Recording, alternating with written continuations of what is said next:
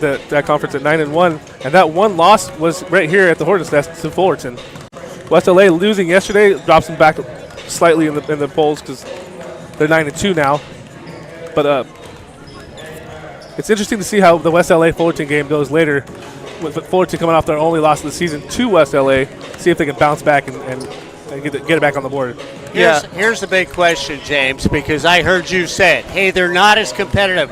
First of all, we'd have to go through everybody teams have played to make that statement. I may play 1 through 15, and at the end of the day, everybody in my conference plays 1 through 15, and we get waxed because we're playing 1 through 15.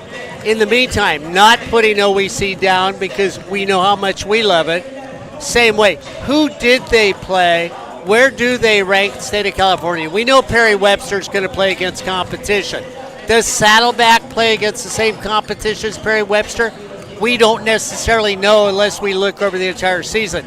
So when this starts to get flushed out is when you see the cream start to rise to the top in every conference.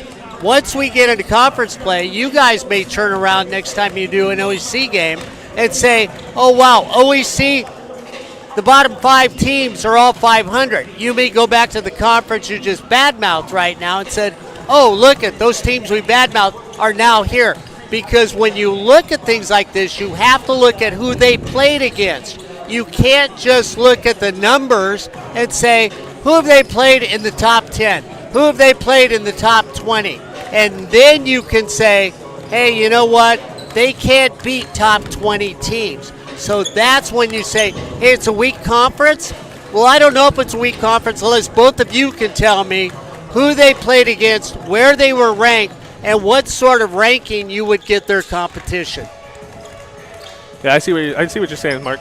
Yeah, because, I mean, too many people do that when you look at the different standings right now and how they sit. So that's where we start at right now. When we look at West LA and we look at Fullerton, we put those two together, 2 top teams. We look at Saddleback, a very good team that's out here. San Diego City used to be one of the better teams down in the South. The coaches who I had an opportunity to talk to told me it's hard to recruit down in the area right now, and their team's good, but is it as good as in the past? So therefore you say, okay, what's the competition like?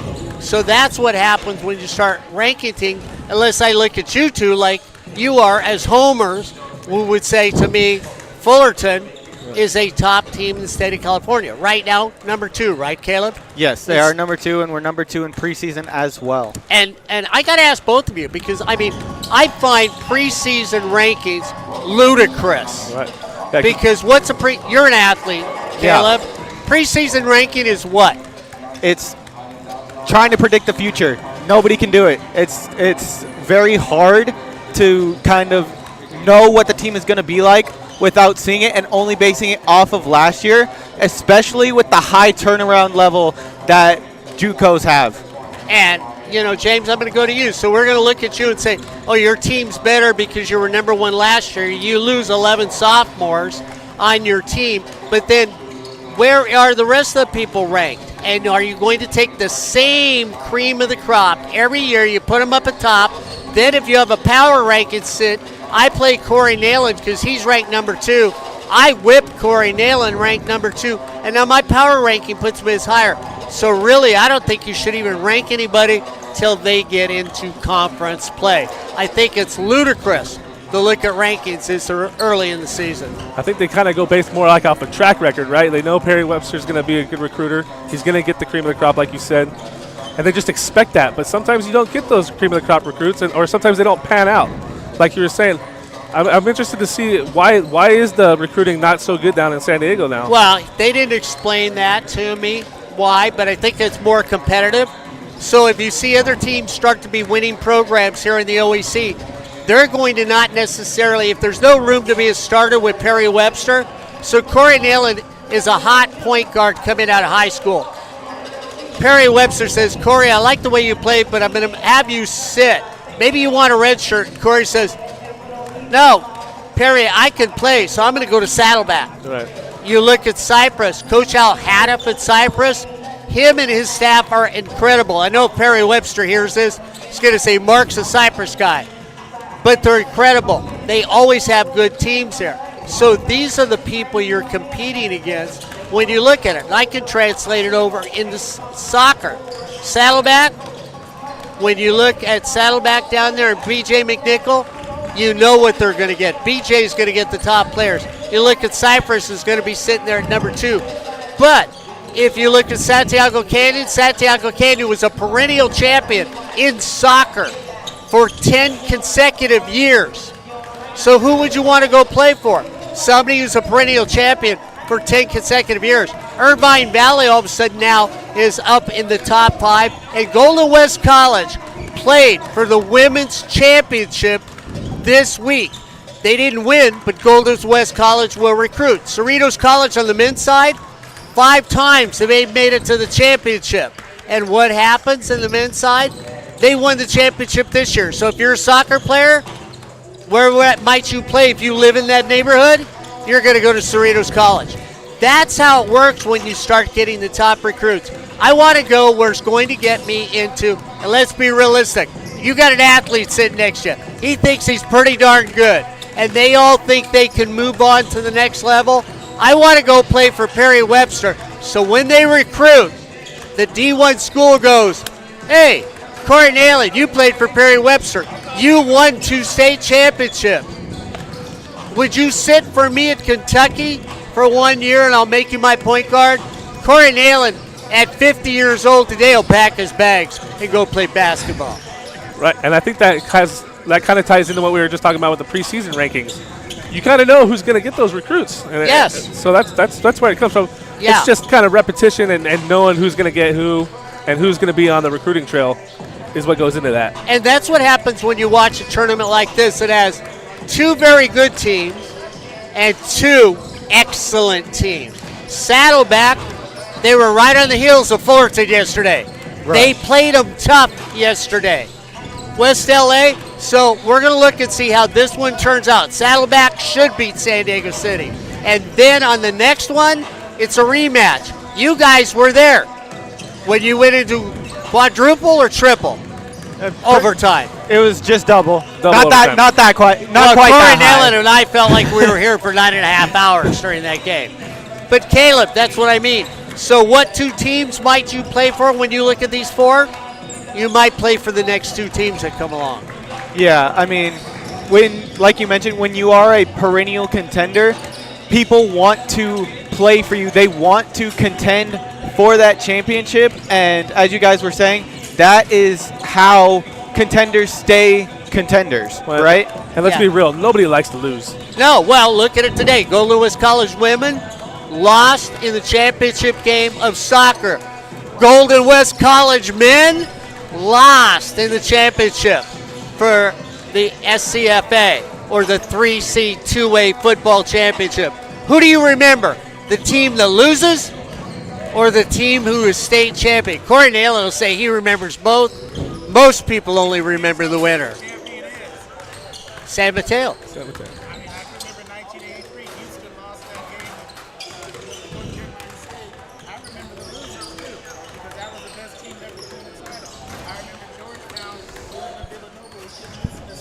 Well, here's one for him. Corey Nalen's telling us how many losers he knows. He's got a list of losers he knows. Okay. But when it comes to who you want to play for, it's one thing to know the loser, but who do you want to play for? You want to play for the winner. So, who won the basketball title last year? It was San Francisco City. Fullerton. San Francisco City College, and who lost? Fullerton. Yeah. You remember Fullerton because you go here. Yes. I bet you the people up in San Francisco, yeah, they'd remember too, because if I'm right, San Francisco City College beat Jerry Tarkanian's record by winning last year, the state championship. Is that not true? They didn't beat Jerry's record? Oh, they had? Okay. So, who coached community college basketball? Well, I'm going to let you guys get back to the second half of exciting 3C 2A basketball here on Hornet Radio.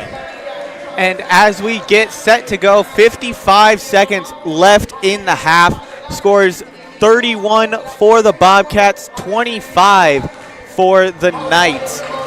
Here during the 39th annual Fullerton College Classic on Hornet Radio.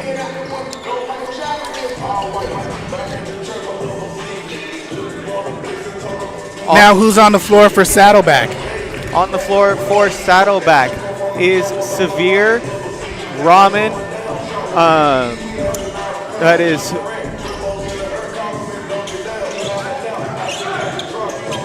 So on the floor for Saddleback, you have Ramen, Stallings, the Monterey, Severe, and Reichner. For San Diego City, you got Hecht, got Huff, Hecht, Kamano, Kamano, Rickner, and Griffin. And inbounding the ball to Hecht was Huff. And San Diego City gets it to Griffin. And now Huff in the corner. Thank you. Hecht now dumps it off. Looping pass is taken away. That was Kamano throwing the ball away. Ooh. And errant pass. Stallings wasn't quite looking, able to control it. A spin move and a foul. Yeah, Stallings was going up. He let that break. Nobody stopped the ball, so he got straight to the 10. And he'll head to the line. He had 14 points in that first half. I'll make it 13. I was one off looking for number 14. Yeah, and Severe put that pass right on his face because he wasn't even looking for the pass there. Luckily, he ended up catching it last second and getting to the free throw line. And there is point number 14 for Charlie Stallings, the 6'7" sophomore out of Fallbrook. Score is 32-25, trying to extend the lead to 8. Cannot. It is controlled by Larry Lewis, and now Luke Hecht with the ball. Hecht working against Severe, hard screen, and that will go against Larry Lewis. Ball towards the Bobcats. Yeah, setting the screen there, he threw a little hip check there, and he's going to get called for that every time, right in front of the referee's face. Full court press back on for the Knights. And a lob pass. Gets the ball to Ramen, back to Severe. Yeah, Ramen in limited minutes in the first half, played a very solid first half. Had that pure three-pointer and a good couple cuts for the baskets. And now he has the ball, trying to get it to Stallings, and that will be a foul against, that was Santana Huff, talking to the ref, trying to figure out what he did wrong. Inbounding the ball is Mark Reichner for the Bobcats. And did Stallings make both free throws just now? Or he did not. He made the first, missed the second. Okay. As Ramen gets the ball to Severe. On the wing. Now back to Stallings, top of the key. 3 ball just over the outstretched hand. No good. And good active hands by Severe. Almost takes the ball away, does not. And good active hands by Severe again. This time does take the ball away. And it gets it to Stallings. Stallings looping layup. And that will be a charge. Stallings kind of jumped up, threw his body into it. Bit of a late call. It looked like he waited to see if it was going in before calling it. Yeah, but Dylan Griffin looked like he was set there. That was a good call. That was definitely a charge.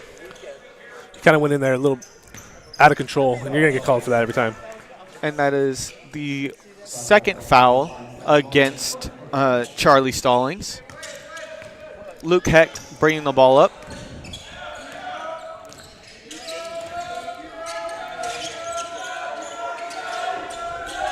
Goes corner. Now top of the key to Griffin.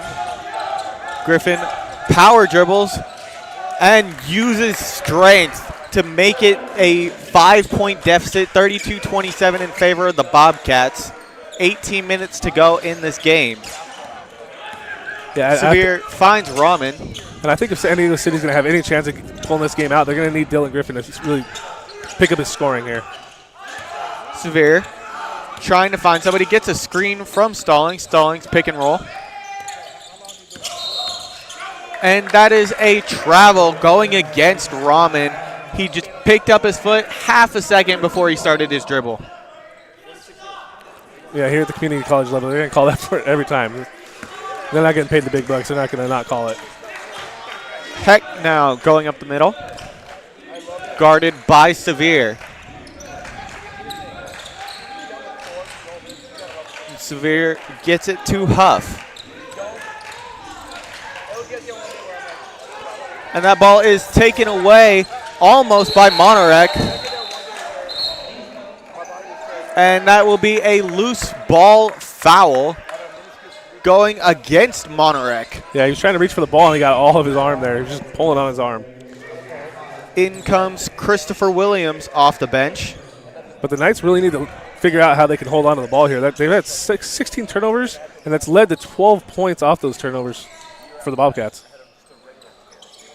That is already over their season average. The Knights only averaging 15 turnovers per game this season. There's a little bit of floor cleanup. Severe comes off for the aforementioned Christopher Williams.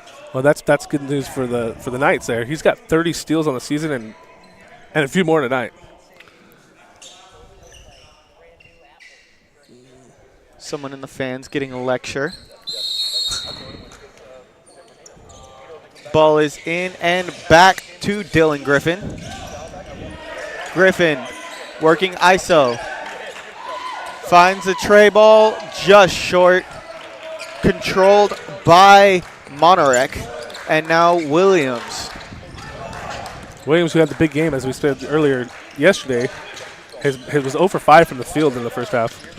And that handoff almost taken away, but the layup is good, and the foul. Williams with the three-point opportunity to stretch this lead to 8. Yeah, as soon as I say that, he makes a field goal and the foul.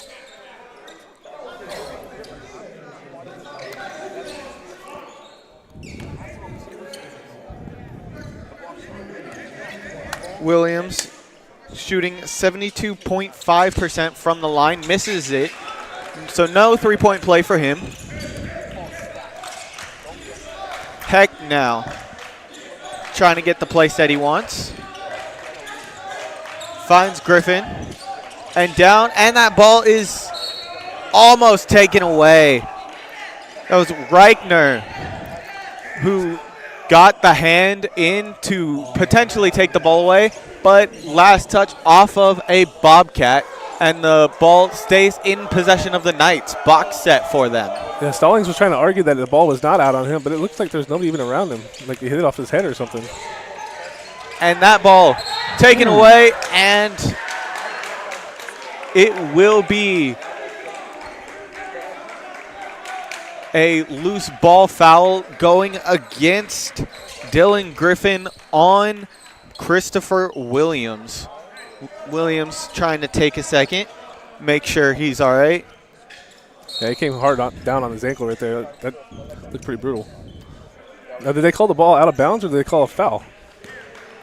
That will be a foul. Okay. That is 5 against San Diego City already, and it will be a technical going against Dylan Griffin.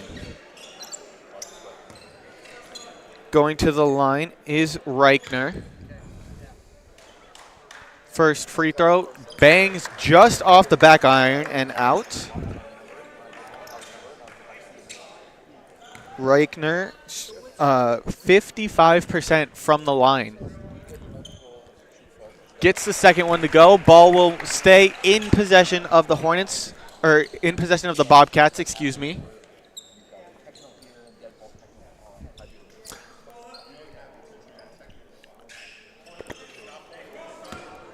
And Reichner will inbound the ball.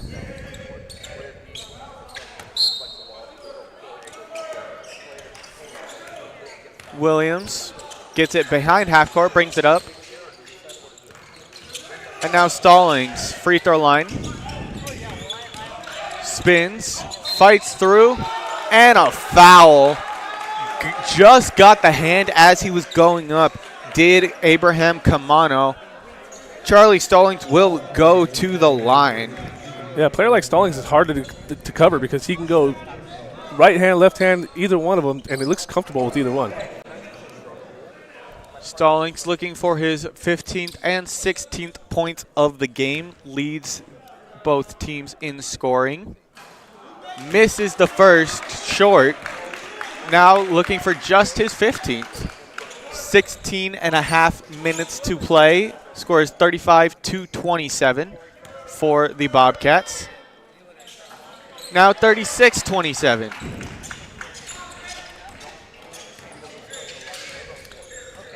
Hecht goes between the legs, and that one will be a loose ball foul going against Mark Reichner. Little bit of a body check as he went for the ball on the pass. Yeah, a little over-aggressive there trying to get the steal. They have been getting a lot of steals. Like I said earlier, 17 so far in the game. But try to get a little too hard on that one. And Reichner comes off for Michael Bickle. Score is 36-27. And on the floor for the Bobcats is Jack Monarek, Charlie Stallings, Michael Bickle, Jaden Rahman, and Christopher Williams.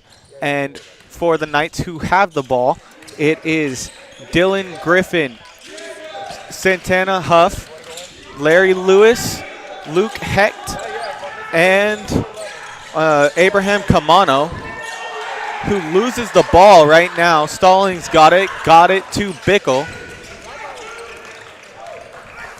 And now bringing up the ball is Williams. Little bit of pressure, but not too much.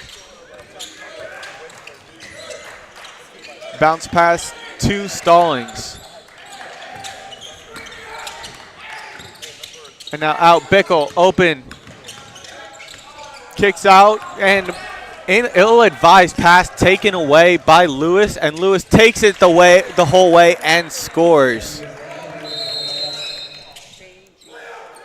That is now 36-29, 15.5 minutes to go left in this second half. Yeah, Bickle tried driving there, and he was out of control. He got off the ground, and they had nothing they could do except for turn the ball over. And never leave your feet, James. Never leave your feet when you're making a pass. Come to a jump stop, either kick it out or take the bucket, take that shot. As he had an open bucket, if he just stops 8 feet away and rises up, he's got a chance for 2. Instead, he throws it back out and gets nervous, and it's a turnover. And Lewis III did a nice job of going all the way to the rack and putting it in. And again, we played, 4 minutes and 32 seconds here in this second half. And it looked like Saddleback had an advantage, but the score does not say that. It's still 7 points. And Reichner comes back on as Williams penetrates, slips a little bit, had time. San Diego City in this man-to-man pressure and this defense is really on ball. And they're fighting around the screens hard when they're coming up into that top of the key and the free throw line areas. Yeah, massive pressure, as you just mentioned, as Bickle loses handle, gets the shot clock, gets the shot off. And it looked like he got it right before the clock hit 0, but are they going to say a violation or not? It'll be interesting to see what they call it. San Diego City got the rebound, so it should be a play on. There is no foul call. So it is Knights ball with 14:56 to play as Reichner goes out. And as that Sevier comes back in. No, that's Sellis. Yes, that is Chet Sellis. And Richter gives it back to Madadkar. He had a strong first half, had 8 points in that first half of play. Unofficially, you might want to check that for me, James Lewis III. Madadkar drops it low, gets the foul call, and 1. Score deficit is brought to 5 with a chance to bring it to 4, 36-31. Sorry, Caleb. Wonderful play as Lewis III drove the lane, got into the key. But what the offense doesn't do is it doesn't stand still. Madadkar penetrated him and he cut through the lane on not even a screen, but cut through the lane to the open spot on the right block to make that bucket. And the lefty has a chance for the three-point play. He gets it the old school way, and now it's a three-point game. And Williams breaking the press easily that time. And dribbles back out, finding space, and a wide open Stallings for 3, buries it. That's the last person you want to leave wide open like that. There was nobody within. And how many is after him now? He's up to 20 or 17? That is 18 points for Stallings. Neither. 18. Strong game for Stallings. Had 17 yesterday, 18 today. The dad card goes to Griffin. Foul on the floor going against Bickle. That was Brickner, or no, excuse me, that was Camano. He had the position for an open layup. Good foul from Bickle to stop the layup attempt.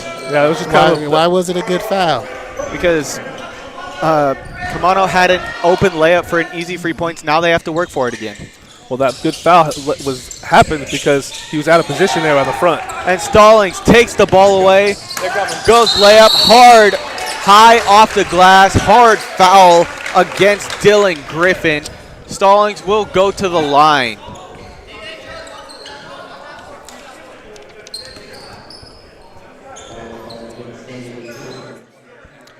Stallings going to the line. He has missed 2 out of his last 3 free throws, if my memory serves me right. Yes, he got 18 points, looking for 19 and 20. And I said it was a 3-point play the other day. I gave him always one more point, so it was 36-32 before he hit that 3. So there's 19 for Mr. Stallings. And again, he had a wonderful game against Moore Park with 16 and 7 in the Grossmont tournament and 24 and 9 against De Anza. He's now got 20, so a dub for Mr. Stallings, and he's got 2 20-point games in 2 successive tournaments. And now Hecht working, kicks it out to Madadkar. Madadkar pump fakes. 3 ball from Dylan Griffin, just a bit off right. Stallings controls the ball once again, goes back and fights through, up and under, blocked by Griffin. Clean block, ball goes out of bounds off of Griffin, so Bobcats maintain possession. That was great to play defensively there for Griffin, but he's having trouble finding that groove offensively like that he had yesterday. And Griffin comes off for Santana Huff, and off also goes Abraham Camano, for Andrew Azabuki. Almost a 5-second call. And Stallings, little bit of a heat check in the corner, was guarded well. Madadkar gets it up to Azabuki in the corner. Guarded by Celis. Celis, quick feet. Active hands as well. And Hecht to Lewis. Lewis no good. Azabuki almost controls it. Jump ball. And possession arrow points in favor of the Bobcats. So hectic action out there on the floor as Knowles checks in for Stallings, taking a breather with 13:12 to play in this ball game.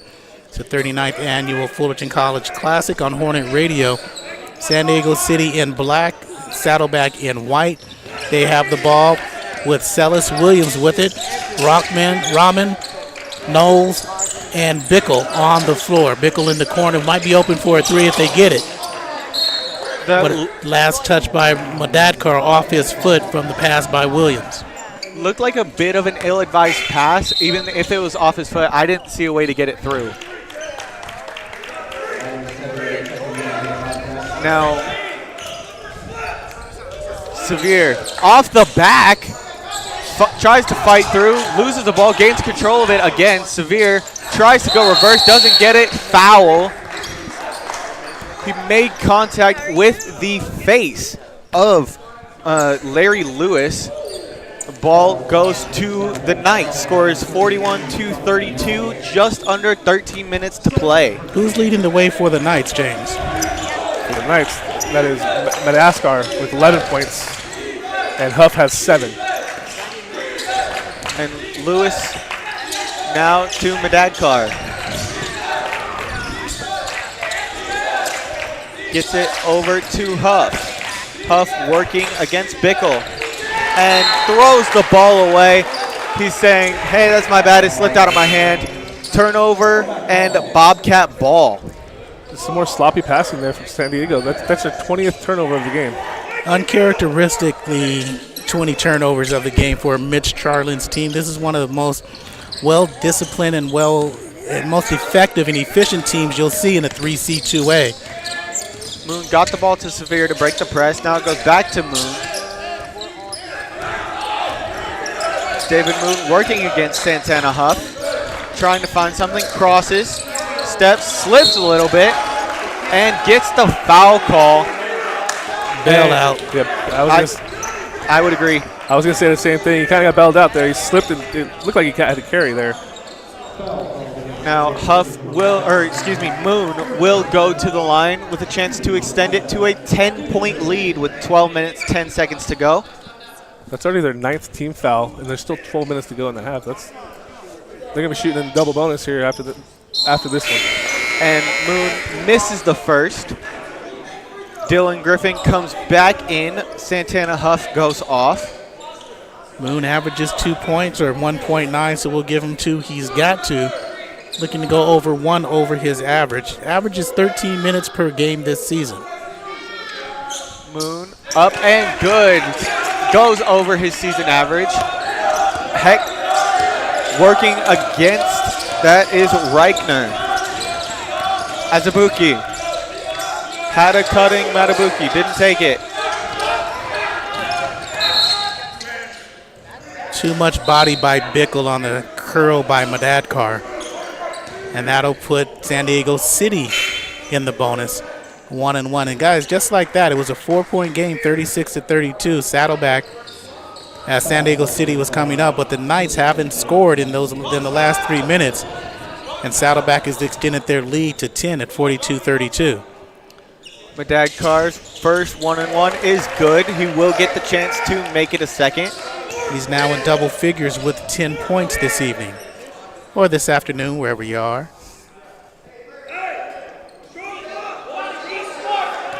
And Madadkar, he is a season 58% free throw shooter. Makes one, misses one. But a lot of tips. Ball goes off the leg, and Moon pushing the pace. Kicks it over to Severe. Severe tried to get it in the corner. Good hands by Griffin to prevent it. Azubuike kicks it out and corner.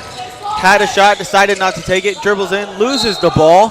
Good strip by Moon on the backside on that right block. Lewis III was dribbling into a triple team, and Moon knocked it away. Last touch by a Bobcat. And Griffin has the ball working against Moon. Madadkar now goes up, and that is a jump ball going in favor of San Diego City. So the Knights retain possession. James, and you saw a good defensive play there. Hands up, didn't fall for any ball fake. Nobody at all, and up top got it all. Yeah, Saddlebacks, they've shown all game that every player on their team has active hands. Inbounding the ball will be Dylan Griffin for the Knights, and he gets it to Azubuike, guarded by Monarek. And Griffin, and one on the short floater, gets it to go, scores 42-35, just under 11 and a half minutes to go. 3-point opportunity for Griffin. And Griffin leads the team in scoring. However, they haven't been too productive yet. He's got 8 points now, and there's a timeout on the floor with 11:22 to play. Saddleback up 42-35 over San Diego City. This is the 39th annual Fullerton College Classic on Hornet Radio. Corey, James, Caleb, Becky, Vito, Henry, Peyton, all here at the Hornets' Nest for this classic. And don't forget, at 5 o'clock, we have the Hornets versus the West LA Wildcats. This is going to be a rematch of an earlier game this season where West LA beat them. But for now, this game has been pretty feisty in the second half. There's not been much type of rhythm. There's been more turnovers and fouls and really made buckets. Yeah, I mean, you look at the play that's happening, it seems frantic. Both teams seem like they're trying to dribble in and kick out way too often. And they're not taking open shots from beyond the three-point line when they have them. Right. like you saw just now, Larry Lewis had an open three in the corner and instead drove it into a triple team, as Corey was saying earlier. They're trying to make something out of nothing. When they have an open shot, just take it. It'd be interesting what the field goal percentage is for this game, both teams shooting. Bobcats are shooting 41%. What is that? The Bobcats are shooting 41% from the field, and the Knights are shooting 48%. But the Knights are 1 of 9 for 3, so maybe that's why he passed up the open three in the corner and drove into a triple team. And from the charity stripe, both teams are shooting. From the free throw line, the Bobcats are 14 of 22 for 63%, and 8 of 14 for the Knights, 57%. That's not going to cut it. Turnovers? 20 turnovers to 17. 20 turnovers for the Knights, 17 for the Bobcats. So it hasn't been the crispest played ball game, but again, Bobcats don't mind. They're in the lead as Knowles comes out for Stallings underneath with Moon on the free throw line. That's Sevier. Is that Monica? Who's that? Ryan? Or not Ryan, but Caleb? That's Monarek and Reichman. Yes. And for San Diego City? It is Azubuike, Madad Carr, Griffin, Lewis, and Hecht. Jump stop, floater, gets it to go over the outstretched hand of Lewis. And that's what you were talking about earlier, Corey, with that jump stop. That was a good finish right there from Azubuike has an open three, decides to take it. Hand there, got it to go. Second three of the game for the Knights as a whole. Score is now 39-44. Stallings gets it back to Moon, breaking the press.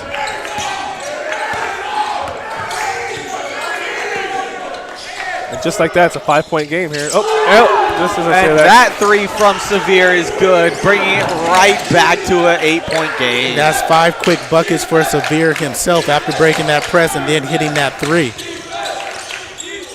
Lewis almost travels. And you like Lewis the third and Griffin on that left side. And Lewis has an open three, decides to take it this time. Miss, offensive board for Madad Carr. Azubuike, three. Cannot hit his second in a row. Moon controls it. And a dangerous time for the Knights right here as the paces pick up just a little bit. And the Knights have hit 1 3 but missed their last. Bobcats hit their last 2 buckets, and they're looking to get a 10-point lead with a 3. Stallings, jumper, just a bit far, goes off the cable, so it will be out of bounds, and Knights ball. Yeah, that was one of those shots there to Stallings where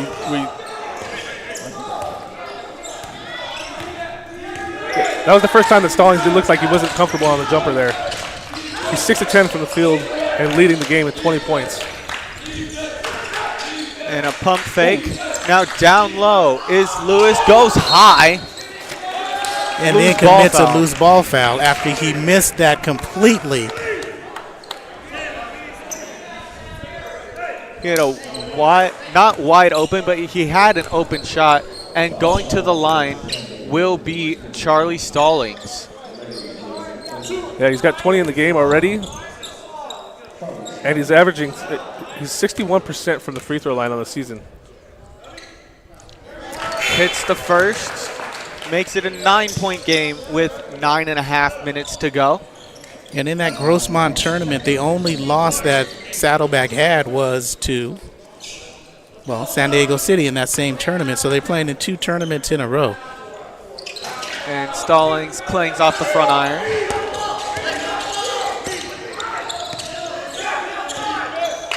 Now Hecht working against Sevier, hands off. And now Azubuike working against Reichner. Down on the low block. Now out. Griffin goes through. No shot. Foul on the floor against David Moon. Good drive by Griffin to use the bounce and get to the bucket. You realize with 9 minutes and 7 seconds of playing the game, you can get back into it by shooting free throws, as they're going to be in the double bonus from now on. And nothing like after this one. And nothing like scoring points with the clock stopped, too. Yeah, and, you got to make those free throws as he missed. David Moon controls it, working against Huff, trying to deal with that pressure. Now Monarek. And that is a foul going against Stallings once again. He will shoot 2 now. Foul by Kamano on Stallings. So Kamano with the hold, trying to hold him back at the free throw line from rolling to the rim. And Stallings makes the first of 2, stretches it to a 10-point lead, 8:51 to go. Saddleback finished 12-18 last year, but still made the playoffs. Lost in the first round, though. Stallings hits the second, 23 on the game for him. And they're going to be a force to reckon with in the OEC when that comes to play in January. They're a team that's going to make the tournament one more time. Pump fake, Hecht. Now Kamano gets his own board, puts it up on the same jump, cannot control that board. Hey, he tried to rush it San Diego ball. He tried rushing it there instead of pulling down the rebound, gathering himself, and then going back up with it. He tried to do it all in one motion. He's lucky that they kept the ball there. Inbounding the ball will be Huff. Gets it to Kamano. Now back to Hecht. Azubuike drops it to Kamano. Kamano, high pass back to Azubuike beyond the three-point line. Azubuike, turnaround jumper, no good. Had to do it to beat the shot clock. Could not get it to go. 8 minutes to go in this second half. Score is 52-39 for the Bobcats. Now Reichner. And that pass almost taken away. Had an open shot, decides not to take it. Moon, short jumper, goes, airballs it long. So it looks like both teams are doing that now. They're trying to get a little too perfect. He had a wide open 3 there and instead passed it up, and it led to an air ball down the baseline. And Azubuike drives through, strong layup attempt, no good, but a foul will go against, that is Jack Monarek.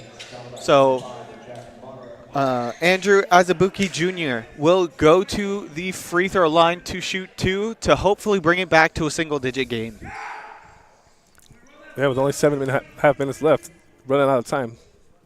But scoring at the free throw line is the best way to come back in a game like this.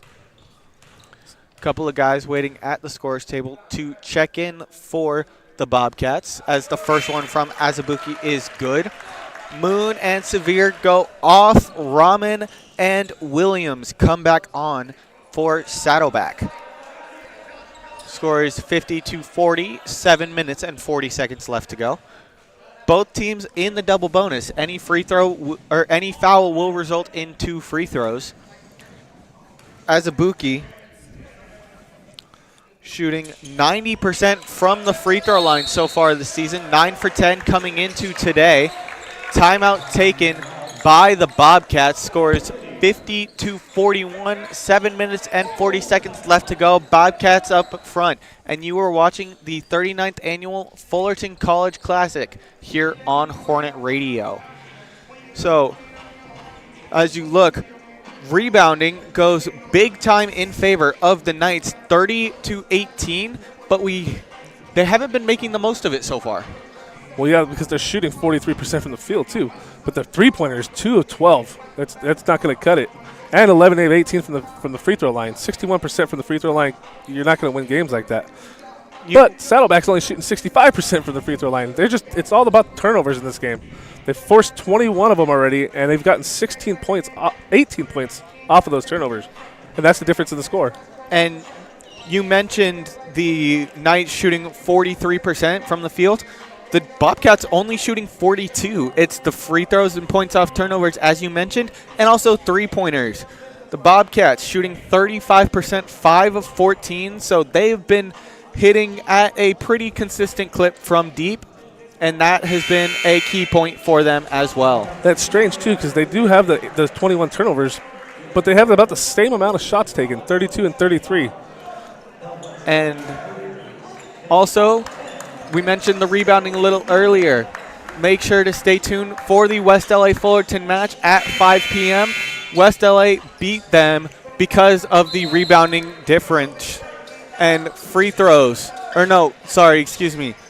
Reichner will inbound the ball for the Bobcats. Also on the floor is Williams, Stallings, Monarek, and Rahman for the Bobcats, who currently have the ball going left to right. And for the Knights, it is Hecht, Azubuike, Griffin, Kamano, and that 3 is no good. Ball, scramble for it, controlled by Rahman. Timeout taken by Stallings to preserve possession of the ball. And the score is 50-41, 7 minutes and 15 seconds left. And the the Bobcats have the lead, 50-41, 7 minutes, 16 seconds left. And you are watching the 39th annual Fullerton College Classic on Hornet Radio. Both teams with 10 fouls in this second half, so both teams are in the double bonus.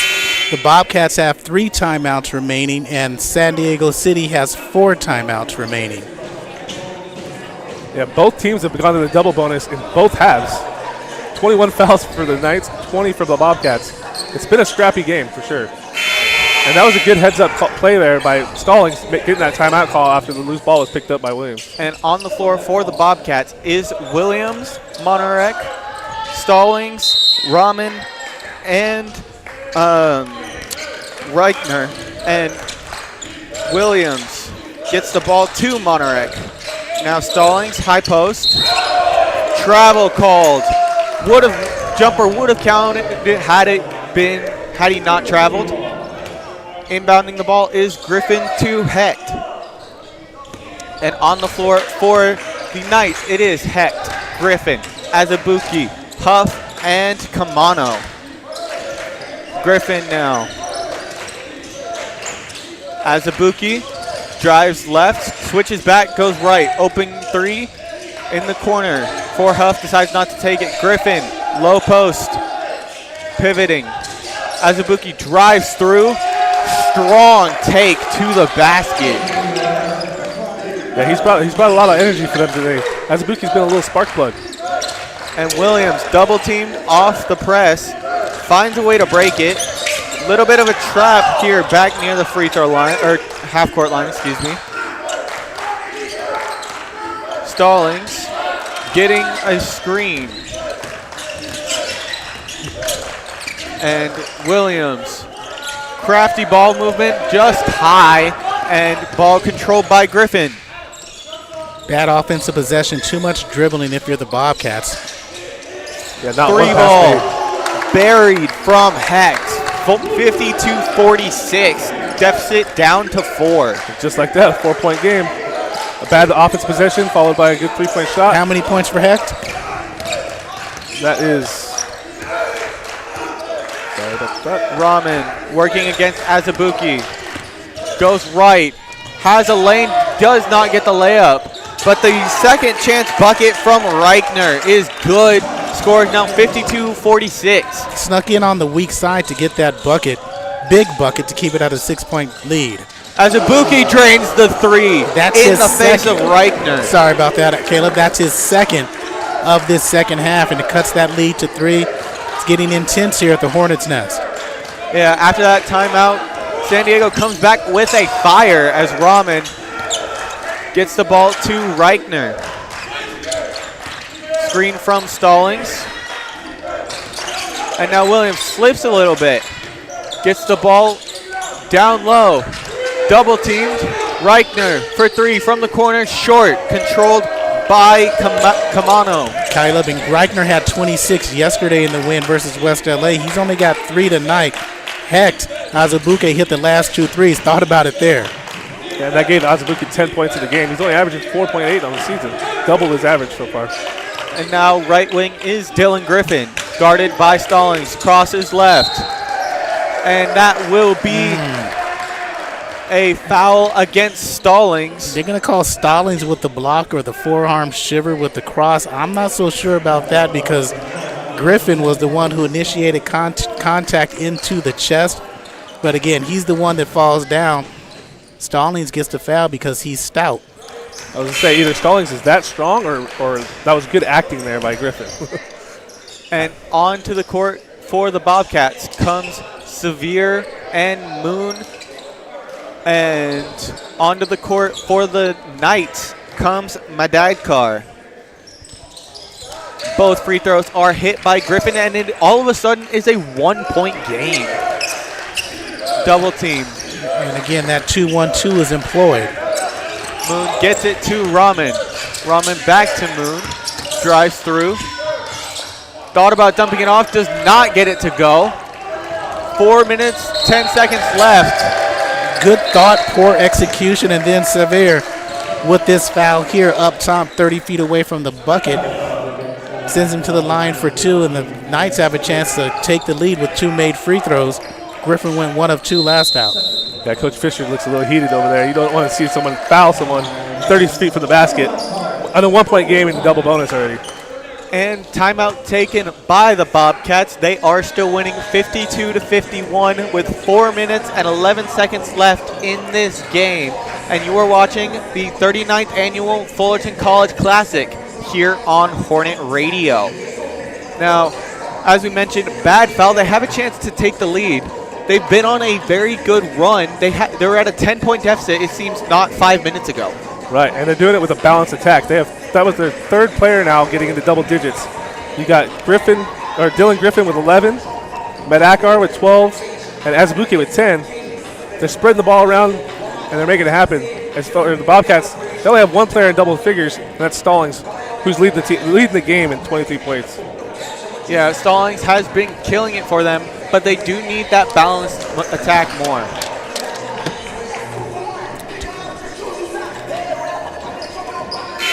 Stallings has been averaging 18.3, so he is above his average for the season by about 5 points as he comes back onto the floor for the Bobcats along with Severe, Moon, Ramen, and Monarek. Yeah, and the Knights were 1 of 9 for three-point land, but have made the 3 of the last 4 to bring it back into this game. And on the floor for the Knights before the 2 free throws from Dylan Griffin is Mateen Madadkar, Luke Hecht, Santana Huff, and Micah Brickner. We haven't seen him much today. First free throw is good for the tie. Second free throw is good for the lead. And keeping the pressure on is San Diego. It seems like the Bobcats haven't had nearly as much trouble breaking the press, though, as the Knights have. Moon dribbling. Cannot find a player to pass to. Gets it to Stallings. And Stallings, double team shot. He had an open man in the corner. And now Griffin trying to find space. Can take his time. That ball is poked out. And it will be a foul call, it looks like, going against Jaden Rahman. And like what you were saying earlier, Corey, on the last possession for the Bobcats, when you break the press, it's not about stealing the ball necessarily at the trap, but it rushes them on this side, and it forced them into a missed layup. Stallings. Griffin makes the first one. He's hit his last 3 free throws, looking to make it 4 and take a 3-point lead. 3 minutes, 40 seconds to go. The Knights do take a 3-point lead, scores 55-52. And Moon working now, trying to not get trapped like he did last time, and gets it to Severe. Moon gets a screen from Stallings. And Moon steps back, steps through, finds Severe. Severe dribbles through, and foul. He goes sliding all the way to the wall, and he will go to the line with a chance to bring it to within 1. Severe,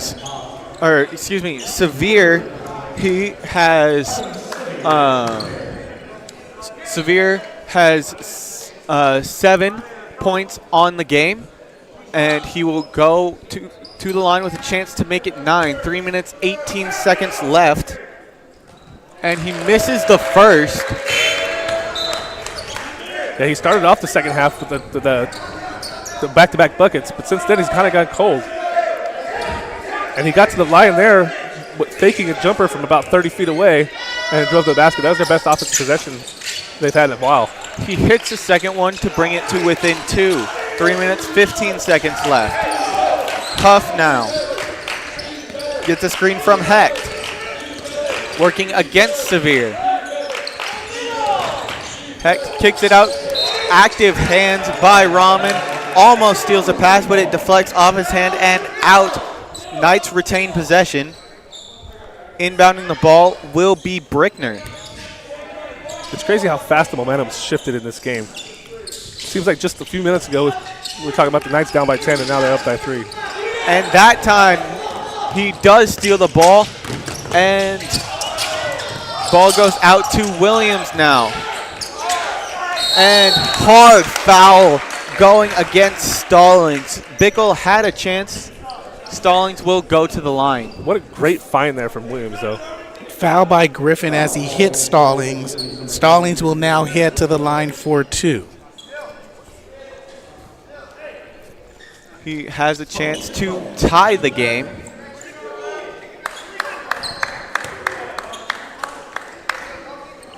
And that all happened with the no-look pass from Williams, finding Stallings on the baseline there. Hits the first. Deficit is now 1, 55-54. Azubuike comes on for Brickner, and Kamano comes on for Madadkar. And I think Azubuike in the game is a good thing for the Knights. Him coming in earlier is what really sparked their rally and the comeback. And Stallings hits the second one, tying it up, 2:52 to go. Leading all scorers, you hope, well, let's say overtime is the key. We hope not. Azubuike kicks it out to Hecht. Starting to recognize a pattern here. We call games, overtime happens. Azubuike goes right, runs into a double team. Now Griffin back to Hecht, back to Azubuike. And that ball stays out. Shot clock violation. San Diego could not find any space. The Bobcats are very disciplined defensively. They don't fall for the jab steps or the pump fakes, and they're very active with their hands. Inbounding the ball is Sevier Williams now. Working against Azubuike. Gets past him and takes his stop.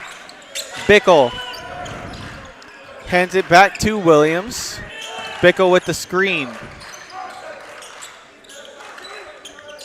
3 ball. No good from Sevier. Just misses. 2 minutes left. 55-55. Hecht. Timeout called by San Diego City. The score is 55-55. Just under 2 minutes left to go here in this game. And you are watching the 39th annual Fullerton College Classic here on Hornet Radio. And both teams are in the bonus, or in the double bonus, excuse me. And the Bobcats have 2 timeouts left. The Knights have 3. So if it comes down to it, they have a decent amount of timeouts should it get to the point of last-second shots need be. Yeah, everything in this game has been pretty even. The field goal percentage is about the same, 48%. Well, 48% for the Knights. Bobcats have dropped all the way down to 36% in the game. They've gone cold here in the second part of the second half. Yeah, big swing from the around 42-43 we saw earlier during that timeout, and it has been all Knights in the second part of the second half. Right, and both teams are shooting about 29% from three-point land. And the free throws, 17 of 24 for the Knights. They've started to make them now. 20 of 30 for the Bobcats, shoot 66%. And rebounds is being dominated by the Knights, though, 35-20. Turnovers are starting to even out a bit more as well. 23 for the Knights, 18 for the Bobcats. And now on the floor for the Bobcats is Williams, Bickle, Rahman, Sevier, and Stallings. On the floor for the Knights is Azubuike, Hecht, Huff, Griffin, and Kamano. Hecht hands off to Huff, working against Bickle. Now Azubuike drops it down low to Griffin, double teamed. Griffin has 6 on the shot clock. And that is a block from Charlie Stallings, excuse me. Minute and a half to go, knotted at 55. Rahman finds Bickle, finds Williams. Now Severe. Gets it to Stallings. He has 25. Three-pointer, heat check, no good. Score still 55. Minute 7. Hecht gets a screen, working against. And timeout taken by the Knights once again. Score is 55-55. No scoring since the last timeout. Minute and 1 left to go. And you are watching the 39th annual Fullerton College Classic on Hornet Radio. So, as I mentioned, now 2 timeouts left apiece. They are able to use those timeouts should they need them for those last-second shots, trying to get set plays in to get their guys open. Right, and I think that was a great call there by Coach Charlins, because that possession looked like it was going nowhere. They're sitting there passing the ball 40 feet away from the basket instead of trying to get somewhere near the basket, because they've been struggling from three-point land all game. I think they want to get the ball to the basket. With it being this close and this late, based on what you've seen today, if you're the Knights, who do you draw up a play for if you need a last-second shot? Well, for the Knights, I think Azubuike's been their spark plug in the second half. Either Azubuike or Madakar, but he hasn't done much since the first half. Dylan Griffin's gotten hot in the second half. He's got 15 points now, with 9 boards, 3 assists, and 2 steals. 9 of those points do come from the free throw line, so he is good at drawing fouls as well. And coming back from the timeout, we will see who is on the floor. For the Knights, it will be Griffin, Kamano, Azubuike, Huff, and Hecht. And for the Bobcats, it will be Stallings, Williams, Severe, Rahman, and Bickle. Minute left to go here in this second half. Hecht gets it to Griffin. Griffin gets a screen on the right. Pick and roll, covered well by Stallings. And a drive through by Huff, off the glass and rim, no good. Stallings controls the rebound. Williams bringing it up slowly, trying to take his time, not rush it too much. Bickle finds Stallings. Stallings rips through, spins, fights through, and a foul. He will go to the line with the chance to take the lead. Under 30 seconds left to go, so there will be no more shot clock in today's game. That foul goes against Abraham Kamano, and that is his 4th foul of the game. Shooting 2 is Charlie Stallings. Stallings' first one is up and good. They take the lead back, 56-55. Yeah, 26 points in the game, leading the game. 12 of 16, from the free throw line. And his second one is up and good. So they take a 2-point lead with 27 seconds left. Griffin bringing the ball up, drives quickly, gets it to go. Well, like you were saying earlier, who do you want to get the ball to in this situation? Dylan Griffin. That was a good drive there, and he's only shooting 58% on the free throw line on the season, but today he's 9 of 10. Let's see if he can make it 10 of 11 to give him the 1-point lead. And that foul will go against Jaden Rahman, but it will not be an and one. They call the foul on the floor before the shooting motion. They called it lower on the body. He gets it. Yeah, it was an and one. That gives him the lead right there by 58-57. Timeout taken by the Knights as they take a 1-point lead, 58-57, 20.6 seconds left in this game. Saddleback needs something as you are watching the 39th annual Fullerton College Classic here on Hornet Radio. Now, obviously, if you're the Bobcats, you have to go to Stallings right now. He has 27 for you. He has been your leading scorer all game. He has almost half your points. I'd assume San Diego City is going to double team him. Who do you go to after that? Well, he's the only player on their team in double figures. But you got Severe, who's had a decent second half. He's got 8 points. I think that's who you go to. But you definitely, like you said, you definitely got to go through Stallings. Maybe not have him take the shot, but the ball's got to get in his hands at some point in this possession. On the floor for the Bobcats, it is Stallings. It is Williams. It is it is Bickle. It is Reichner. And it is Severe. On defense, the Knights. Severe looking. Gets a screen from Stallings. Severe fights through. Gets the N1 to go. Count it. 7.6 left. They take the lead with a chance to stretch it to 2. What a finish. What a take by Adam Severe. Strong finish. With the left, too. Set the screen by Stallings. That was like a decoy, right? Thinking it was going to be a pick and roll. Didn't go for the roll. Finished with the left. Great finish by Severe. And on the floor for the Knights, wasn't able to mention it before. It was Abraham Camano. He has just fouled out of the game. In comes Larry Lewis for him.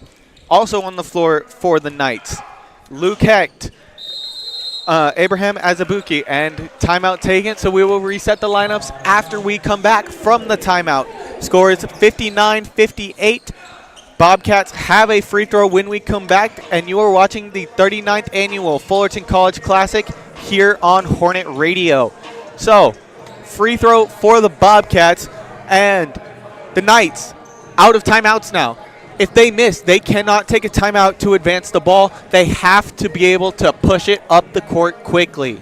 Well, I think they kind of bank on the fact that Severe is going to make his free throw. He's an 81% free throw shooter on the season. He makes it at the 2-point game. I think what you do is you get the ball in Dylan Griffin's hands and let him go to work.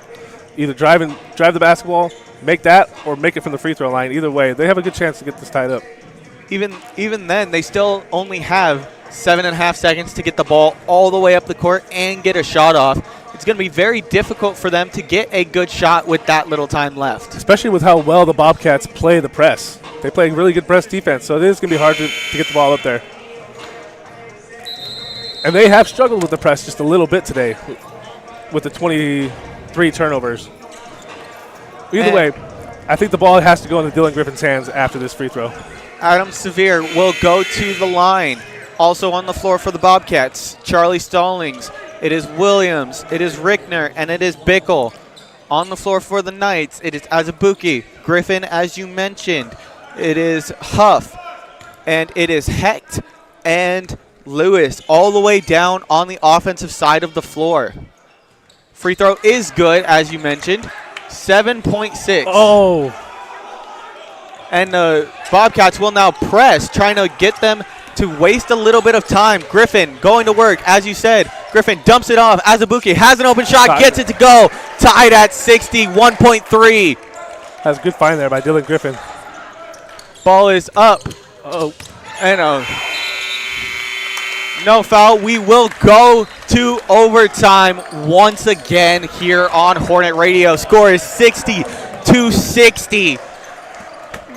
Both teams fighting for the win here.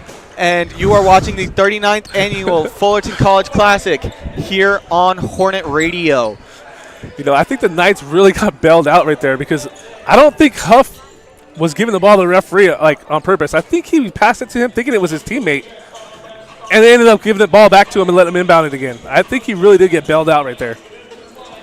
Well, you could see his face, and he made the pass to the referee. He's like, oh, no. And then the referee gives him the ball back and lets him retry. I don't know what happened right there, but I think he got bailed out. I think you're right. I did see his face. He panicked a little bit. Yeah. He was like, oh, man, what did I just do? Like it looked like, to me, at first, I thought he was trying to, like, bounce the ball up the court as you do when you have no time left, so the time doesn't start until you pick up the ball. That's what it looked like to me. But then I saw the ref there, and I was like, wait a minute. Was that intentional or not? Right. We'll never know unless we ask him. But on the floor for the Bobcats, starting this overtime period of 5 minutes, knotted at 60.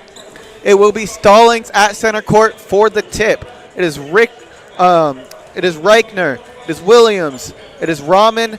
And it is Bickner. Or Bickle, excuse me. I'm interested to see how much juice the Bobcats have left in them, having played an overtime game yesterday. Let's see if they can do it again today. Williams was a big part of that overtime win yesterday. Let's see if he can get higher. And on the floor for the Knights, it is Lewis who will be at center court with Stallings for the jump ball. Azubuike, Griffin, Hecht, and Huff.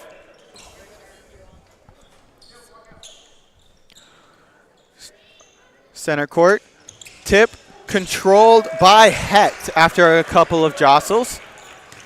Huff now working.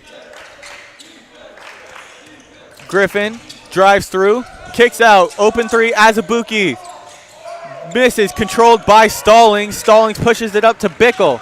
Bickle gets him jumping. Hesitation. Out to Williams. Williams working. Spin, keeps his dribble. And active hands by Griffin takes the ball away. Can he take the first lead of overtime? He does, 62-60, 4 minutes, 20 seconds. It sure feels like Dylan Griffin's really taken over this game for the Knights.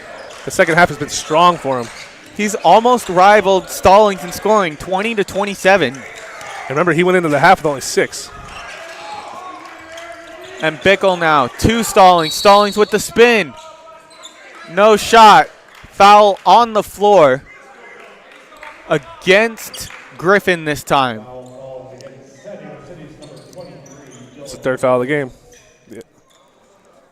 No, that is his fourth. We've just gotten an update. So one more, he will foul out. It will be a huge loss for the Knights. Stallings goes to the free throw line. Hits it. Stallings now has made 13 of 17 from the free throw line. 14 for 18. Looking for his 15th and 29th point. Does not get it, so they only bring it to within 1, excuse me. Bringing up the ball is Hecht. Hecht backing down Severe, high post. Spins and across. Good active hands by Rahman, but Azubuike controls it. Azubuike dribbling against, and good hands that time. Williams takes the ball away. So 3 minutes, 30 seconds left, down by 1. Bobcats have possession. And that is a 3, and it is buried by Adam Severe. Huge shot to put them up 2. That big swing there. Bad offense possession for the Knights, followed by a three-pointer for the Bobcats. Big shift. Azubuike drives in, kicks out. Griffin loses the ball, controls it, up, and good. 3-point play opportunity. A little out of control, a little sloppy, but it got the job done. Good effort there from Dylan Griffin. And he has a chance to take the lead with this free throw and 3-point attempt. That foul is called on Stallings, his third of the game. Yeah, that gives Griffin 22 points in the game. How many of those have come off of free throws? He's 10 of 11 so far. Make that 11 of 12. So 1 point lead, 65-64 for the Knights. Williams finally puts the ball on the floor, bowls it over to Bickle. Bickle being double teamed, trying to find somebody. Quick pass, and that ball tipped, blocked, so he finds Stallings. Stallings airballs it, controlled by Griffin. Griffin pushing the pace. Now stops, gives it back to Heck. Heck over to Azubuike. Azubuike working against Stallings. Push off. And Griffin, 3 ball, just short, controlled by Rahman. That was a good looking stroke, just a little short. 2.5 to go. Down by 1 are the Bobcats. You can hear all the coaches screaming, gives it to Stallings. Stallings over to Bickle. Bickle had an open shot, decides to pump fake, drives in, gets it to go. 1 point lead. Timeout taken by the Bobcats. They just took the lead, 66-65. 2 minutes and 15 seconds left in this overtime period. And you are watching the 39th annual Fullerton College Classic here on Hornet Radio. This has been a fantastic second half, overtime, and game overall. What do we need to see out of these teams if they want to eke out a win? Take care of the ball, which they have been doing since the end of the second part of the second half. And get the ball to your playmakers, Stallings, Griffin. But Sevier has gotten hot in the second part of the second half. Let's see if he can keep it going, because the Bobcats got to be getting tired. Second overtime game in a row. And you mentioned getting the ball to Griffin. He has 4 fouls, so he has to be a little more conservative than maybe he would like to be on this defensive end with this close game coming up. Coming back from the timeout, 66-65 for the Hornets. 2 minutes, 15 seconds left in overtime. On the floor, coming in will be Jack Monarek. And Charlie Stallings, also still in, Adam Sevier, Jaden Rahman, and Christopher Williams. And for the Knights, down 1 with possession of the ball, it will be Santana Huff, Luke Heck, Dylan Griffin, Micah Brickner, and Andrew Azabuki. Ball is inbounded to Huff. He lets it roll as to not take too much time off the clock, bringing it up. Gets it to Griffin. Griffin drives through, has to stop, double teamed. Gets it out, Azabuki drives through, runs into Brickner, his own guy, and loses possession of the ball. Williams picks up his dribble, gives it back to Rahman, back to Williams. Rahman now working against Azabuki. Stallings trying to find space. Rahman breaks through. Layup no good, but Stallings gets the bucket. Second chance points are good. 3-point lead. Too easy of a rebound, too easy of a second chance point there for Stallings. You got to box him out there. And timeout taken by... There is no timeout. It was a stoppage of play to clean up the court, make sure nobody slips. Nobody wants to get hurt, especially this late in a game. Azabuki will inbound the ball to Griffin. They need a 3 to tie. And Griffin trying to find space. Heck, deep 3. Buries it from 5 feet beyond the arc. Oh, my goodness. Yeah, great shot there from Hecht. He was way beyond the three-point line, and it ties it up. Big shot. Minute left to go in overtime. Scores knotted at 68. Handoff to Williams. And we have a fire alarm going off.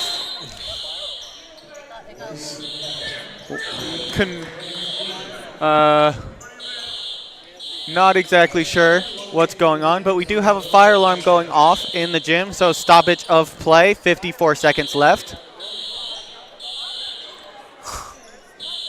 Whether it's an equipment malfunction or somebody pulled it, we have 68-68, under a minute to play. James, fantastic last shot from Heck. Yeah, and he hasn't really done much all game. I haven't seen him making shots since the first half. He's 2 of 3 from 3. He's only got 6 points, but none bigger than those 3 right there. Yeah, and that was from, as I mentioned earlier, about 5 feet beyond the arc.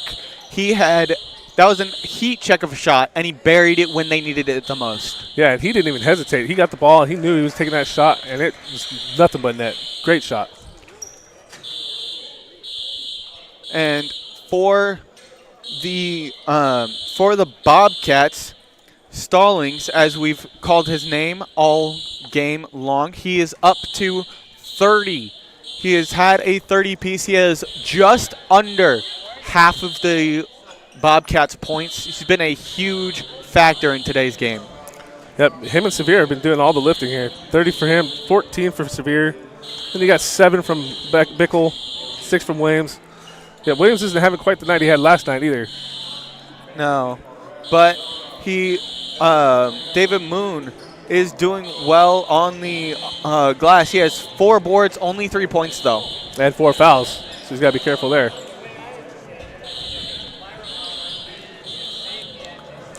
We're waiting for the fire alarm as both coaches drawing up plays and defenses. West LA and Fullerton just after this. Don't forget, stay tuned for that.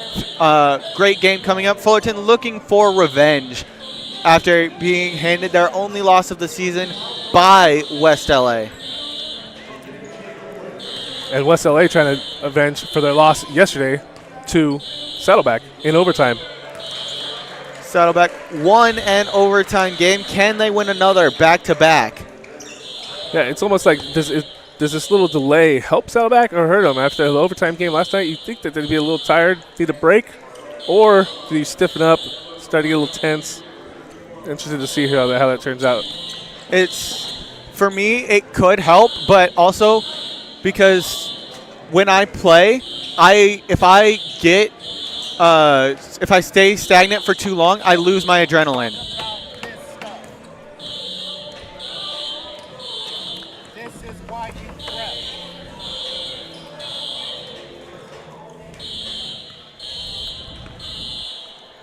So Saddleback's coming into the game. They shoot 28% coming into the tournament as this day from three-point line. And today they're shooting 31%, 6 of 19. Yeah, I mean, coming into this game, including yesterday's game, both teams, the Knights and the Bobcats, shoot the exact same percentage from three-point land. It's 29.5 to 29.5. But Saddleback, little bit of a lackluster defensive from three. They give up 34.2% as the fire alarm. Lights are still going. Alarm is off. So we may have a resume of play. Lights are off. We are ready to go. Yeah, they're actually very evenly matched in a lot of things. They both have the same exact three-point percentage, the same exact free throw percentage. Like, it's no doubt, no wonder this game's in overtime. And still tied. Inbounding the ball for the Bobcats is Rahman. On the floor for them is Williams, Bickler, Stallings, and Severe with the ball. Stallings with the screen. Severe tries his own three, does not get it to go. Not a good possession there for Saddleback. Brickner now gives it. And on the floor is Hecht, Griffin, Brickner, Azubuki, and with the ball is Huff. It almost seemed like he was trying to match Hecht's three. Severe was there.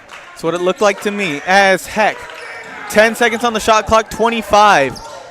Brickner fights through, and a travel call. 22 seconds, no bucket, and no more shot clock in this overtime period. Will we go to yet another double overtime game here on Hornet Radio? Interested to see Bickner, the one with the ball there in that situation. He hasn't played much. Hasn't even scored, I don't think. No points in the game, and he's the one taking the shot there as the shot clock gets turned off. Severe. Do they do 8 seconds. Getting a screen. Pick and roll. Stallings is open. Corner three. Step. Williams for three. Buries it! Game-winning shot from Williams as the Bobcats rush the court and take it. 71-68. What a shot from Williams. Williams with the big game yesterday in the overtime win, and he does it again today in this one. Didn't have much going all game long, but when it mattered most, gets the ball in the corner and drills the game-winning three. And on top of that, they had Stallings open in the paint. They just couldn't find a way to get it to him. But then they find Williams open in the corner. He gets the defender jumping with that pump fake, sidesteps, and absolutely buries the shot. 71-68 is your final score between Saddleback and San Diego City Knights. You are watching the 39th annual Fullerton College Classic here on Hornet Radio. And upcoming, we have West LA and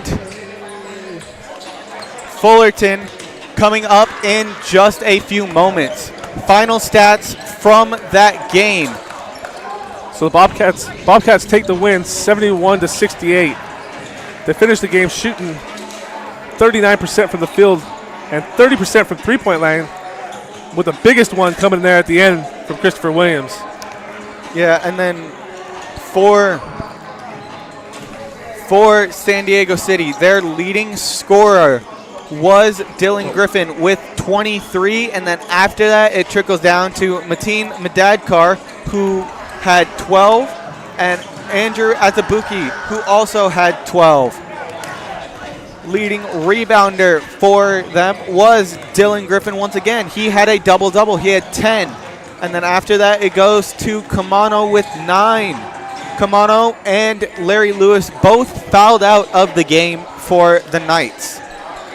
Right, and for Saddleback, it was Charlie Stallings all night. 30 points, 7 boards, 2 assists. He went 14 and 19 from the free throw line. And then he had Severe hit a couple big jumpers down the at the end of the regulation and at the beginning of overtime. He finished with 14 points, 1 assist. Christopher Williams finished with 9 points, none bigger than the last 3 he made there in the corner to win the game. And he was 0 for 2 from beyond the arc from before that. He was exactly where they needed it. Right. And then Rahman had 5, Riker with 3, Moon had 3. And then for the teams, the Knights finished the game shooting 50% from the field and 29% from three-point land, 73% from the free throw line. They did turn the ball over 26 times, leading to 28 points off of turnovers for Saddleback. They had 39 rebounds to 25 for Saddleback. And both teams had 25 fouls. And make sure to stay tuned for a couple of minutes for the West LA Fullerton game, the rematch of earlier this season. And you are watching the 39th annual Fullerton College Classic on Hornet Radio.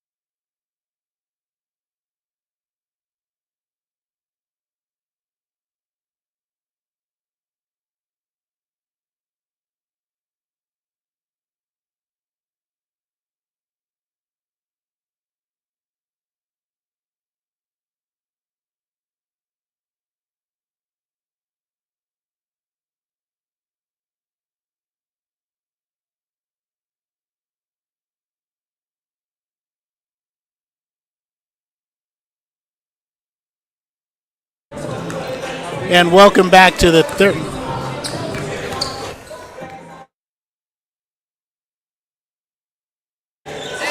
Welcome back to the 39th annual Fullerton College Classic on Hornet Radio. The first game, James Spillin was on the call with Caleb Ramos. And James, what happened between San Diego City and Saddleback College?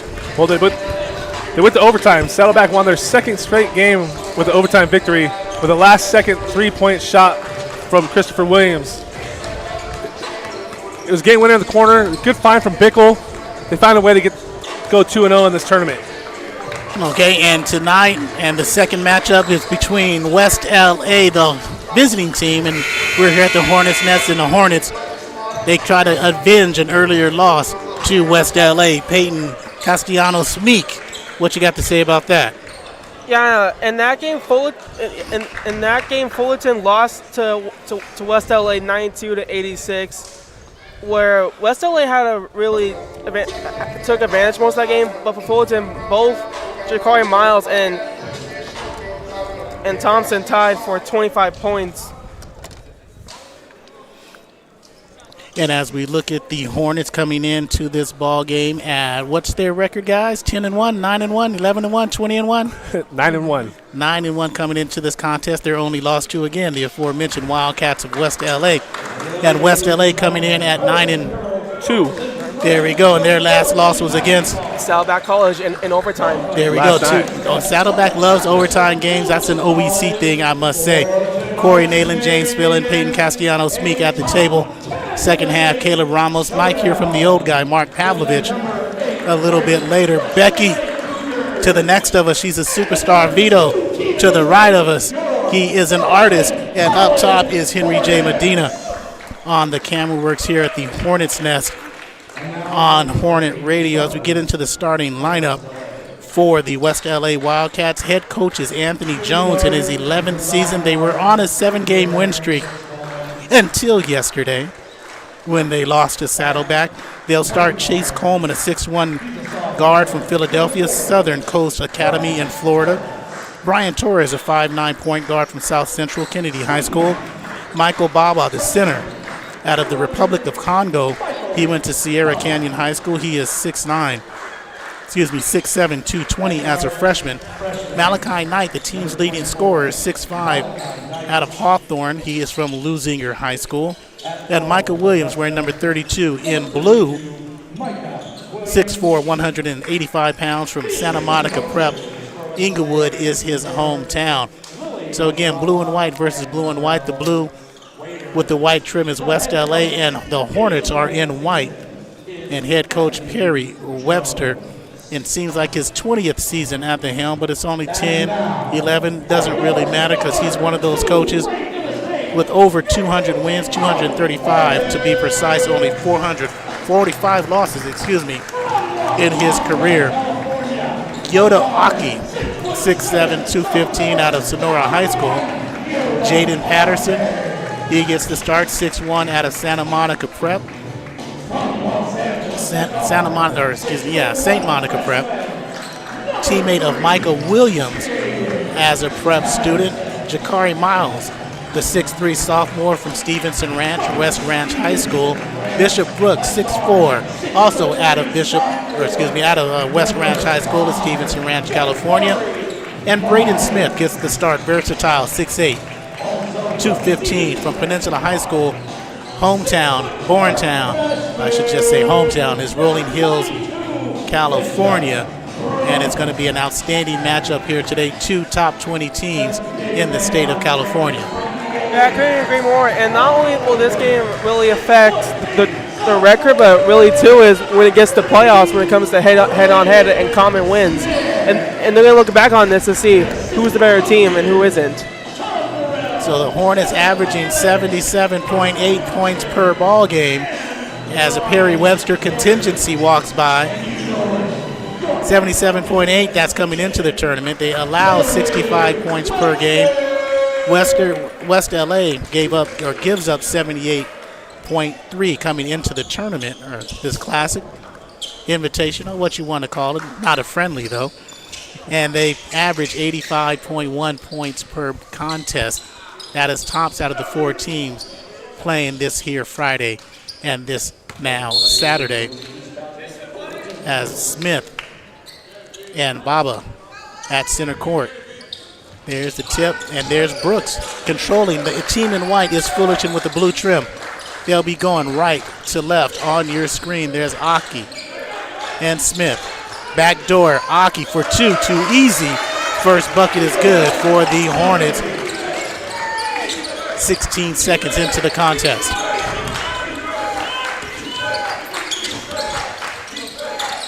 Williams with the ball. Coleman.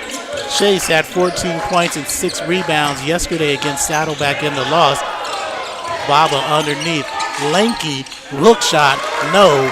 Miles board. Aki wants to go 2 for 2. He does not. Long on the tray.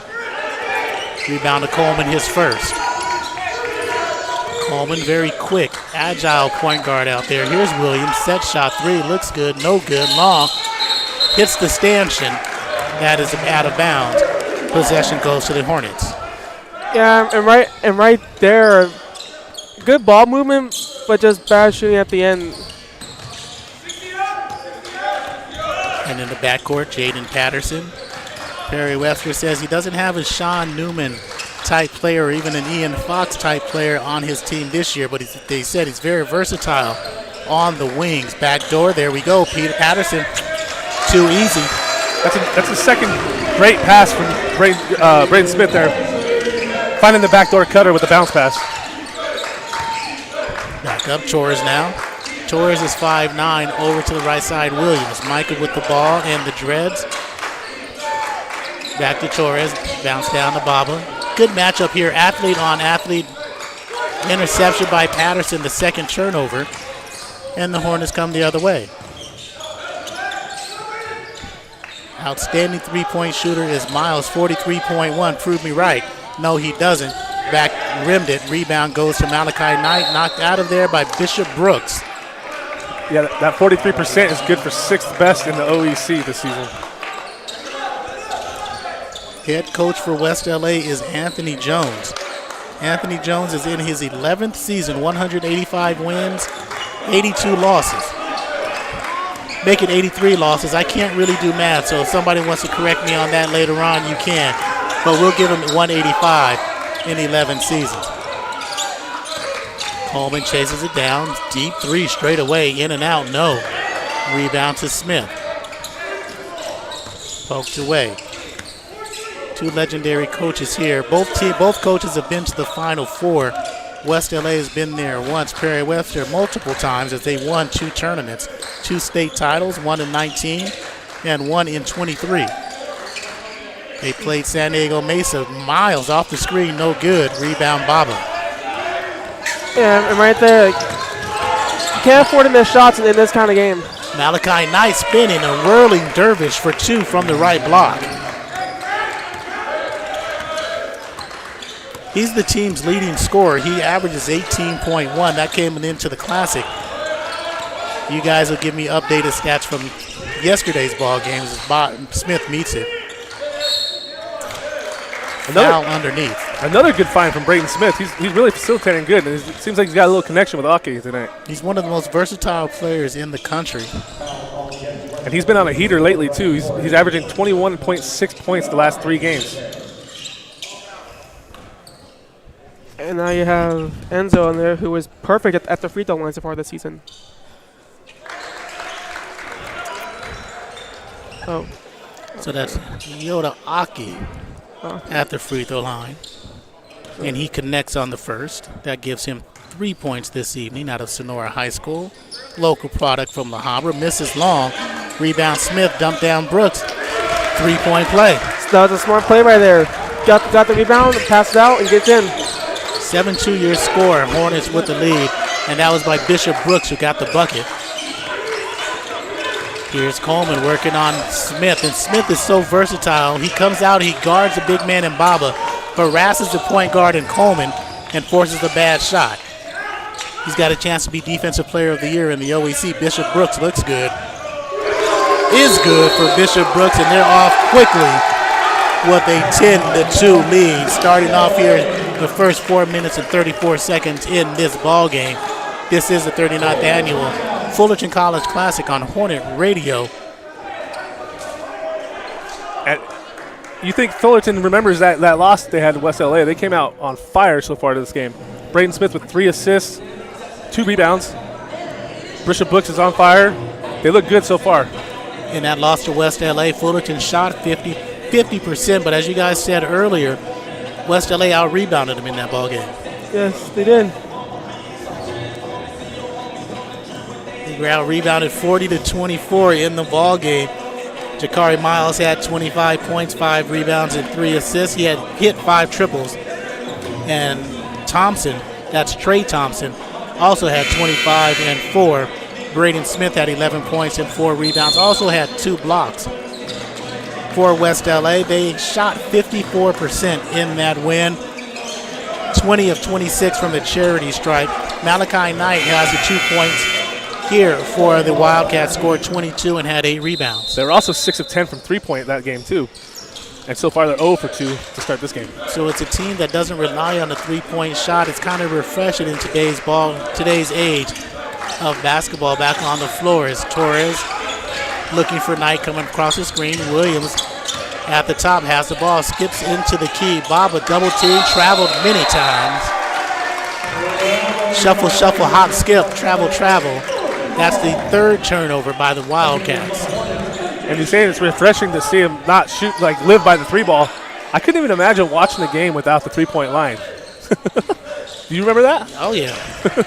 I'm old, remember? And here's Patterson. Down low, last touch knocked off by Aki. Smart play by Michael Williams.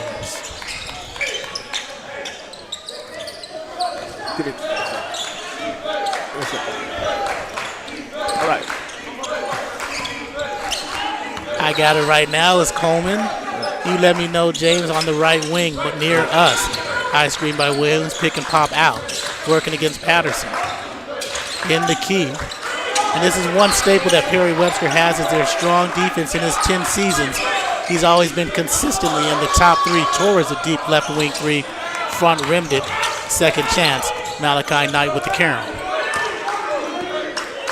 Back out to Torres and slow it up.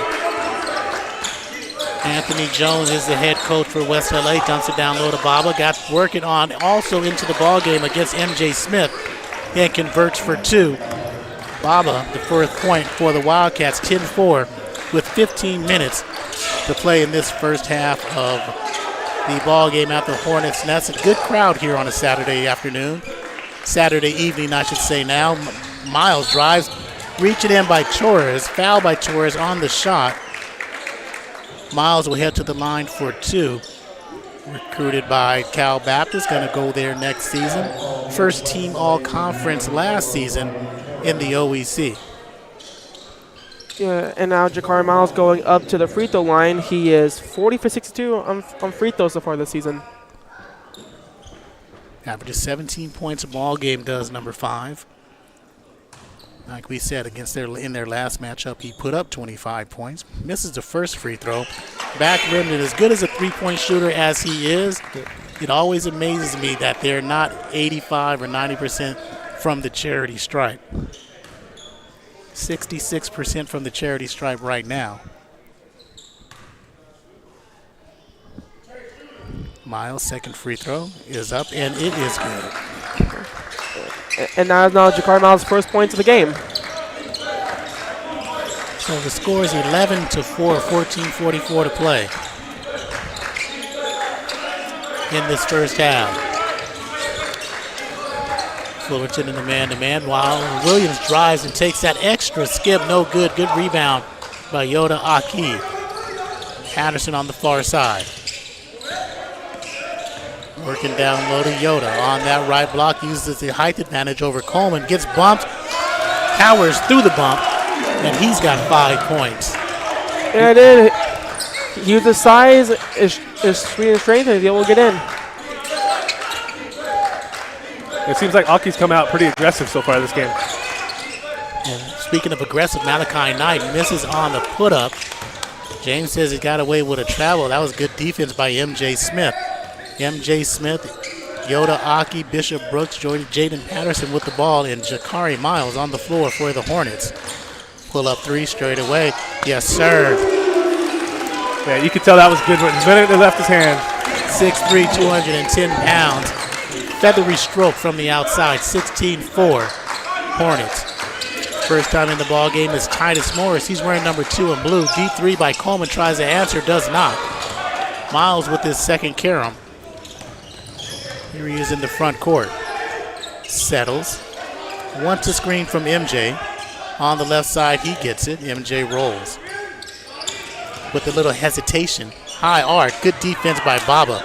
Rebound to Morris. Alley-oop to Baba. Too much. Chases down the bad pass and resets the offense. Here's Coleman. Missed the last three tonight. With the skip through. Ooh. Nice little finish from Malachi there. Malachi with the hair. He's got 4 points. Two right there. Got to the ball. Took it in. Mark Pavlovich votes him number 1 on the best hair on this in this tournament. Bishop Brooks for another bucket. He's got a quick 7. He does. And so far on the offensive side of the ball, Fullerton's looking very aggressive. They're going straight to the basket. Fullerton man-to-man. Thought they were matching up out of a zone, but they are not. They're playing man out here in this first half. Malachi Knight says, yeah, I'm hot. Not that hot. Loose ball foul, pushing it back by Baba. Good position by M.J. Smith. His first personal. And we were mentioning how they shot last game from three-point land, 6 out of 10 against Fullerton. So far today, they're 0 for 5. We've got a hockey changes on the line. Donovan Pitts coming in. He'll inbound the ball for Yoda Aki. Trey Thompson in for Jaden Patterson. They join M.J. Smith. Braden Smith back in the ball game. And Bishop Brooks stays in on the floor on offense for the Hornets with the ball. Up top, Brooks comes around, thought about that. Wearing that number 22. We'll go old school in a minute. I don't want to get too old because you have no idea what I'm talking about. Braden Smith. That loses it away, poked away by Knight. Here comes Torres. Knight has it poked away. Sloppy 3-on-2 fast break. So Knight, Torres, Williams, Coleman, and in for the first time is number 5 in blue, Jace Stewart, who leads the team in rebounds, 8.5 a ball game. Looking down low to Smith, forces on the left block, little jump hook, misses short. Coleman with the hesitation and the hop skip. Back in my day, that would have been a travel. I'm going to be a get off my lawn type of broadcast. Pretty 3 by Michael Williams. And now for Michael Williams, that's his first 3-pointer of the game. 18-9, Fullerton up by 9. First half of play, 11:09. We witnessed an overtime game, almost a gym evacuation. Braden Smith can't convert, gets away from 2, reach in, but he's going to the line for 2. That was a great entry pass there from Trey Thompson. Perfect bounce pass right through the defenders. Got him a good look at the basket. And with Braden Smith coming up to the free throw line, he is so far, he's 37 for 56 on free throws. Which comes out to 66%. Quick with the math there. Smith steps up again. Leads the team with rebounds, 7.5. We'll give him 7.5, 13 points per game. Short on the first, and he looks like a 66% free throw shooter on that one. Versatile player against San Diego Miramar. He put up 17 and 8 in that win. Against Citrus that we were here, 116 points they scored the last time we were here at this table. They put up 120 against OCC in 2023, 115 against Golden West again in 2022, and 116 just the other night. Those are the most in Perry Webster's tenure as Smith gets on the board for his first point, and it is 19-9. Pull up by Torres. No, excuse me. That is Morris for an elbow jumper. And with that, that's Morris' first points of the game. LA Premier High School product out of Palmdale. Man-to-man defense employed by the Wildcats. Kyrie Shepard in for the first time. Gets trapped. Good movement of the feet by Knight. Almost a 5-second violation. Here's Thompson. Double team back to Shepard. Fullerton, the ball is stagnant just a little bit. Too much dribbling, and there's a 3-second violation on Braden Smith.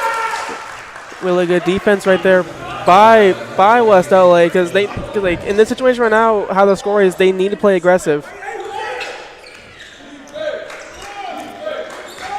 And now they're going.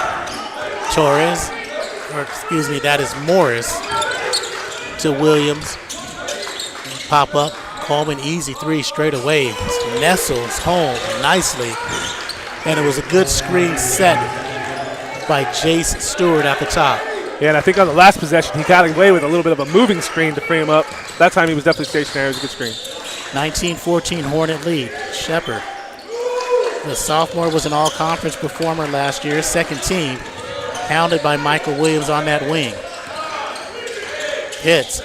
And you see that athleticism for both squads poked away. It looked like Williams poked it away. Coleman comes up with it. They've got to cut it. And there's out of control. Offensive foul. No, they get a block by Braden Smith. And they say on the shot or on the ground. It should be baseline out of bounds. Coleman is politicking. I was shooting. No, he was not. Aki checks in, Miles checks in, checking out is MJ Smith and Kyrie Shepard. So inbounding the ball on the baseline will be the Wildcats, and that is going to be Morris.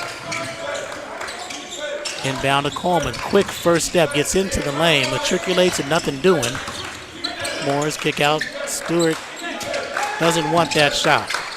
Brings it back out for a fresh with 12 seconds on the shot clock, make it 10. Coleman steps into another three. Oh, Chase. That's the second 3-pointer game, and he's showing why he is this team's top shooting scorer. 18-9 was the score a moment ago. It's 19-17 now. Hornets with a 2-point lead. Quick 8-1 run. Fullerton counters in and out, no good. And I think the comeback started on the defensive end. They're starting to trap in the wings and really put pressure on the Fullerton offense. Kick out Williams. They got a chance to take the lead here. Get a happy shot coming from Chase Coleman. Ooh. He drives in the lane. Floater, no good. A blocking foul. Ooh. Looked like Braden Smith was there. That's his second personal. 2 blocking fouls in a row. That time it was on the shot, and that'll send Chase Coleman to the line for 2. That's a tough spot to be in there for Braden Smith. He gets rid of the ball. He's already standing there. But it looked like he was moving, though. Yeah, and you have Chase Coleman coming up to the free throw line. He is 25 for 37 on free throws, which is almost about like 50% maybe. 67%.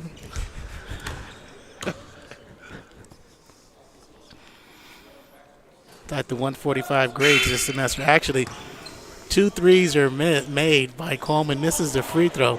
Bishop Brooks comes back into the ball game along with Jaden Patterson. Out is Thompson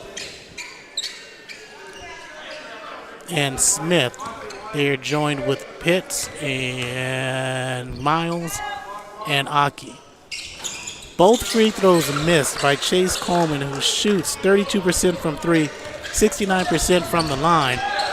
Or you said 67% from the line. I just don't get it. 8:25 to play first half. Pitts with the quick move into the lane to the rack and gets fouled. They're going to call a foul on Malachi Knight or the help by Jay Stewart. They get Malachi Knight his first personal, sending Donovan Pitts to the line. That is the 5th team foul. Fullerton has 2 team fouls.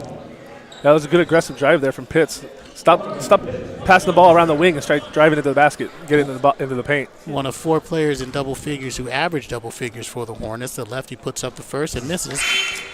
19-17 stays the score. St. Anthony's High School in Long Beach. Knight goes out for the Wildcats. In is Enzo Kwame.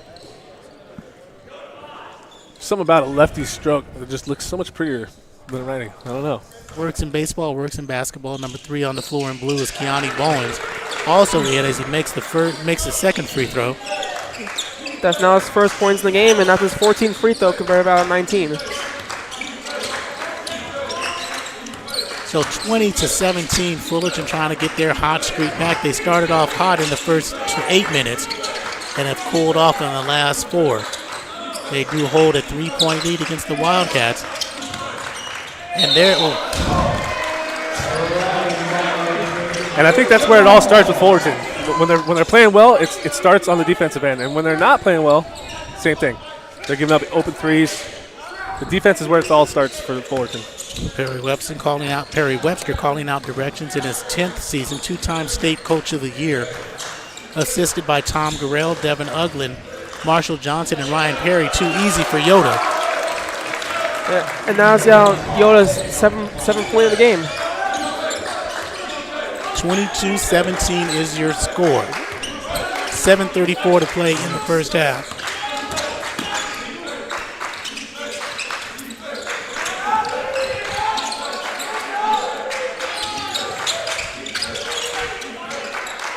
And so much, that was a 5-second violation. It should have been called. And I know, Peyton, you're over there keeping score with a pen or a pencil right now. Shot clock violation. Instead of just relying on that. Does that count as a shot attempted, or no, if the shot clock violation went off? Shot clock violation. There was a shot attempt, okay, but it didn't hit rim, so it is an air ball.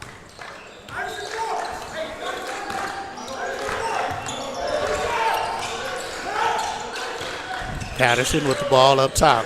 Brooks on the right wing. Aki with the ball against Stewart. One-on-one, athlete on athlete. And he misses, gets his own rebound knocked away by Bowens. Even with the miss there, I like how aggressive Aki's being. He's getting the ball and wasting no time to drive to the basket. Coming the other way is going to be Morris. Back out to Kwame. Enzo, like a Ferrari. Comes up, not heating up quickly. Stewart with the rebound. Second chance opportunity. Jump it up. Alternating arrow belongs to the Wildcats. Good active hands there from Pitts to cause that jump ball. On the baseline, out of bounds, Bowens will inbound. Along with Morris, number 2, Stewart, 5 in blue, 32 is Williams, 1 is Enzo.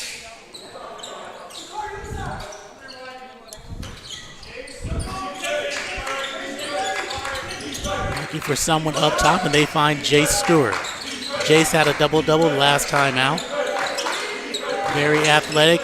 Not many plays run for him. He does a lot of plays on the boards, on the wings. Got good position against Patterson, and a height advantage with 2 and 1. Enzo has it stripped by Miles. Another violation, and Miles on the defensive side. Long outlet pass to Pitts. Miles and reset. Good transition defense by the Wildcats. Could have been an easy bucket, but they keep the lead, or excuse me, their deficit at 5. Brooks has a 3. He's got a couple buckets in the lane, and there's a pull by Michael Williams. Come on over here, let me tell you a secret. Yeah, they almost ripped his jersey off. But Bishop Brooks and Aki have both been really aggressive on the offensive side. Coleman in. Thought it was going to be Morris out, but they say Michael Williams is out of the ball game with the pink shoes, and baseline out of bounds to Patterson. Miles, pull up, foul, going back to the line for 2. Anthony Jones, the head coach for West LA, says, I can't believe he called that. He just kicked his legs out and fell. And which he kicked his legs out and just fell. But again, he gets a foul called, and he'll head to the line for 2 with 5:57 to play in the first half and a 5-point lead. 17 fouls for the Wildcats, 2 team fouls for the Hornets. Jakari Miles, first team all-conference last season. Signed with Cal Baptist to continue his education in his basketball career. He is now 2 of 3 from the charity stripe, 6'3", 210-pound sophomore. Averages 5 rebounds, almost a steal a game. He's got 1 steal already today. Yeah, his 17 points per game also is 4th best in the OEC. And with that right there, that is Jakari Miles' 6th point of the game, behind Aki with 7. And he'll be another first-team all-conference player in the OEC, looking to be player of the year this year, depending how it goes. You guys talked a little bit about the OEC and conferences earlier. We'll get into that at halftime. Chase Coleman pulls up from 16. Wild shot, no good. Miles leads the break, and he's out. Up to Aki. Transition defense for the Wildcats, better offense for the Hornets. And Aki, he has 9 points, and the lead is up to 9 to 26-17. That fast break started with good defense from Aki, too, so it's good to reward your player for good defense with a transition basket on the offensive side. Cohen's working on Brooks, no go. Everybody wants to travel. Here comes Kwame. Enzo, yes. Thwack for 3. Yeah, right there for him. He just set his foot, and once he got set, he was able to get it in. 26-20. Patterson. Very controlled at the point. Pitts with the left. Bishop Brooks already has a 3. Aki likes that baseline. Yes, sir. Up and under. Strong grown man for 11. 28-20, under 5. He's getting in the basket at will. Nobody's stalling him down.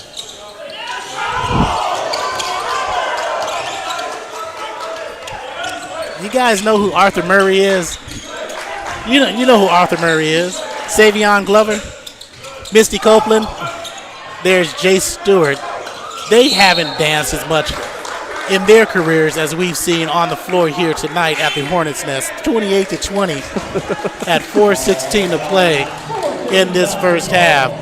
And we'll reset the lineups in just a moment with Fullerton's ball. Donovan Pitts, Jaden Patterson in the backcourt. Aki, who has the last 4. Brooks and Miles on the floor.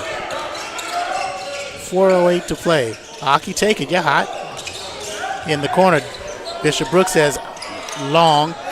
Rebound goes to Enzo. Enzo, Bowens with the ball on the far side. Straightaway 3. Coleman ain't shy. Wide open. And that's Coleman's third 3 of the game. This is why Coleman is the best player on this Wildcats team. With plays like this, it shows why. 14.6 rebounds yesterday. Timeout taken by Fullerton. Not happy with the defense, and it's a 5-point game. This is the 39th annual Fullerton College Classic on Hornet Radio. As Coleman 14-6 yesterday. Enzo had 14-3. Jay Stewart had a double-double, 11-11. Malachi Knight had 11 points to lead the way for the Wildcats in that overtime loss to Saddleback. And for the Hornets, yesterday against San Diego City,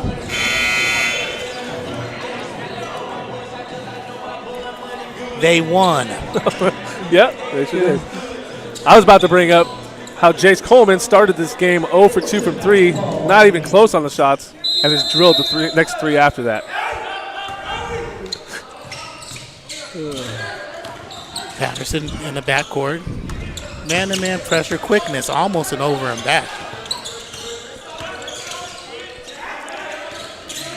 Patterson pull up easy. He's cool. got 4. He plays very cool, calm, and collected. Doesn't seem like he ever gets too riled up or flustered. And he looks like that type of player who could be that point guard. Split up and under, no good by Bowens. A little bit out of control on the drive, couldn't really finish. No one popped open for that 3. Jameer Moore, number 12 in blue, and for the first time, Yoda Aki says, I don't care. He's got 13 points, looking for 14 at the line. A pretty move as he matriculated. Now, we already used that word one time. He went hard to the rack and put it off glass for 2. Yeah, he did, and just used his height and his strength, and he said, I'll take the foul with me too. Just seems like as soon as he gets the ball, he's looking for to get in the paint and score. Not jump shots, just drive to the paint. Misses. 3-point play not activated. 32-33. Exactly 3 minutes to play in the first half. Morris, Coleman's got 3 threes. Missed both his free throws, working up top. Here's the versatility that Perry Webster was talking about, as you have Aki, who plays 6'7" up front, now comes down on the 6 feet player and makes a miss. That's a rare Coleman miss. And Aki and Smith, 2 bigs who can play outside on the wing. You see those college coaches salivating over skills like that on the defensive side of the ball. Patterson, M.J. Smith checks in. He's wearing number 10 and says, you know what, I want to get in on a dance act, and he travels 2:21 to play in the half. Wildcats on the season coming into this Classic. 47% they shoot from the field, 36% from the land of plenty, 72 of 197, and they shoot 75% from the charity stripe. They've got the ball now looking to cut into this 9-point lead. Here's Bowens. Good movement of the feet by Brooks, forces a tough shot and a better offense against good defense. Bowens connects for his first bucket. 159. There's going to be a bump by Bowens, and they'll go to the line. So Donovan Pitts heads there one more time for a 1-and-1 situation. Missed one, made one earlier. Yeah, Bowens is their go-to guy off the bench. Last time we played these guys, last time Fullerton played them, they gave up 16 points to him off the bench. He's definitely their sixth man. And now you have Morris, who in the season. Pitt's first free throw, back rimmed it, and Bowens with the rebound. Enzo with the ball, Kwame spins in the lane, good cut off by M.J. Smith. Bowens now with the right wing. Working on Aki. Spins a little bit out of control. Blocked up top by M.J. Smith. Good closeout, great closeout. That's the way you do it in Pitts. Nobody stops ball all the way with the left. Bucket. And that's now Pitts with 3 points now on the day. Yeah, rule number 1, got to stop the ball. Coleman working right side, tries to get baseline on Pitts. They get a little nickel and dime. Hand checking on the drive. That's a third team foul. Hornets with a 9-point lead. Coleman has scored it to the baseline to inbound. Michael Williams checks in for Keani Bowens. So Coleman on the inbound. Morris, Williams, Kwame, and Moore. Inbound to Morris. Working up, top of the key, straightaway 3. Little miscommunication there from the Fullerton defense. He's got 5. Trey Thompson in the ball game for the Hornets. Brooks, Pitts with the ball now. M.J. Smith and Aki. West LA 2-3 zone trying to shoot him out. Donovan Pitts trying. He's got 6. He was left wide open, and once he took that shot, it was all in there. 39 seconds to play first half. Crisp, well played, quick first half. Coleman trying to get into double figures. Coleman does not. Chases down his own rebound, has a ping pong away. Here's M.J. Smith working. Alley-oop, Pitts, no, yes, yes. That was really good there, the communication and the teamwork. Because basketball is a team sport, so you got to do that all the time. Last 7 points for the Hornets belong to Donovan Pitts, and it's a 39-28 lead. Their biggest of the ball game, which is 11. 8 seconds to shoot. Coleman at the free throw line penetrates. Kick out Michael Williams. Trey, no. Gets his own rebound and not going to get it up before the first half buzzer sounds. So going into halftime, the Hornets are going to take a 39-28 lead. This is the 39th annual Fullerton College Classic. On Hornet Radio, Corey James and Peyton on the call. And when you look at this matchup, guys, the coaches,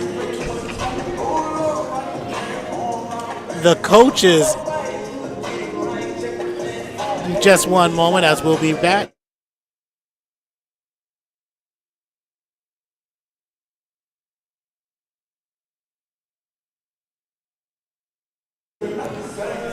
So when you look at this matchup, you have the coaches in this tournament of these 4 teams are 4 of the best coaches in the state of California. You've got Perry Webster, you've got Anthony Jones here at West LA and Fullerton. You've got Mitch Charlins at San Diego City. and then you have Jeff Oliver at Saddleback. When you look at this coaching and the history of the coaching lineage from these schools, you start with Perry Webster. Yeah, we look at Perry Webster. He has led the Hornets to 5 state championship appearances, winning them all in 2019 and 2023, and the 6 Orange Empire conferences. And he's a 5-time All-OEC head coach of the year. He's also the only person to win a state title at the high school level as a player, as an assistant coach, and as a head coach at the JUCO level. And when you look at it too, like, and so when you look at the coaching lineage for Fullerton, you're looking at coaches and players.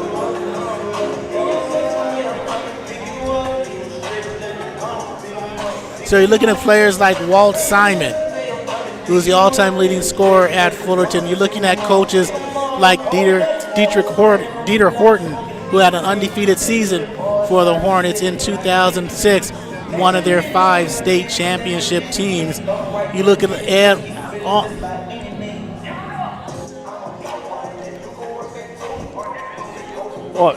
and Perry Webster also played at Saddleback, winning the state title in 2010 before moving on to Cal State Fullerton, where he was also one of their key players there, leading the team in assists, and was also one of their team captains. And when you look at the Saddleback coaching lineage, you got coaches like you have coaches who, like Andy Ground, you've got Bill Mulligan, you've got coaches like that who built a program in South Orange County. And we'll be right back with more of the 39th annual Fullerton College Classic on Hornet Radio.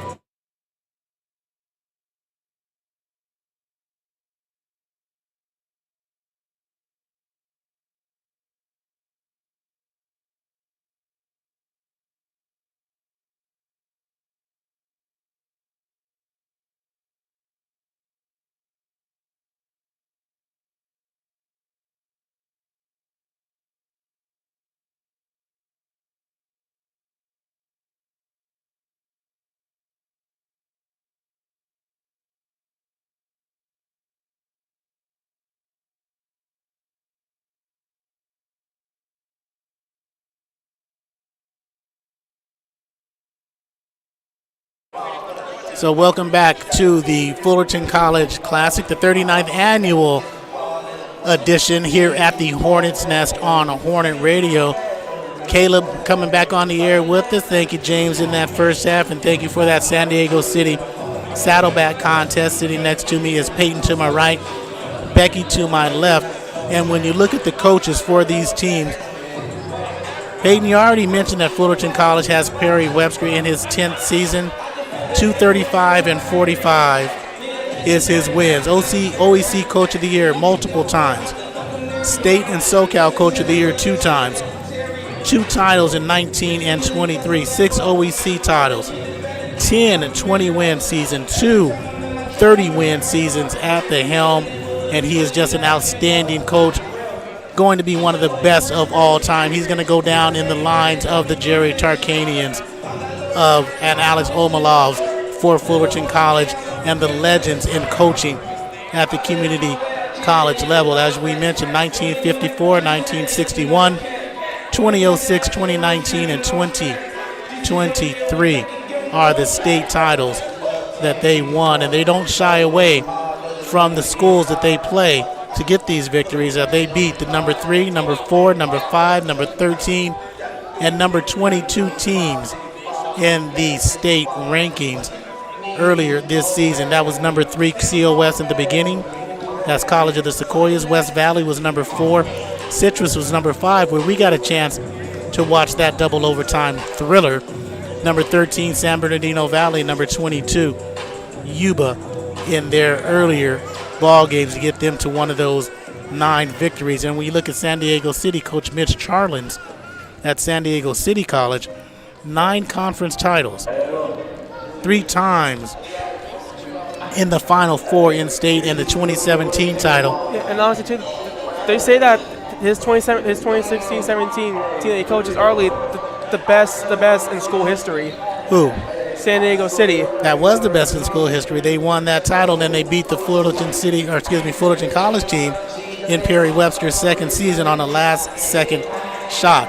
9-time PCAC Coach of the Year, averaged 21 wins this season, and won State Coach of the Year.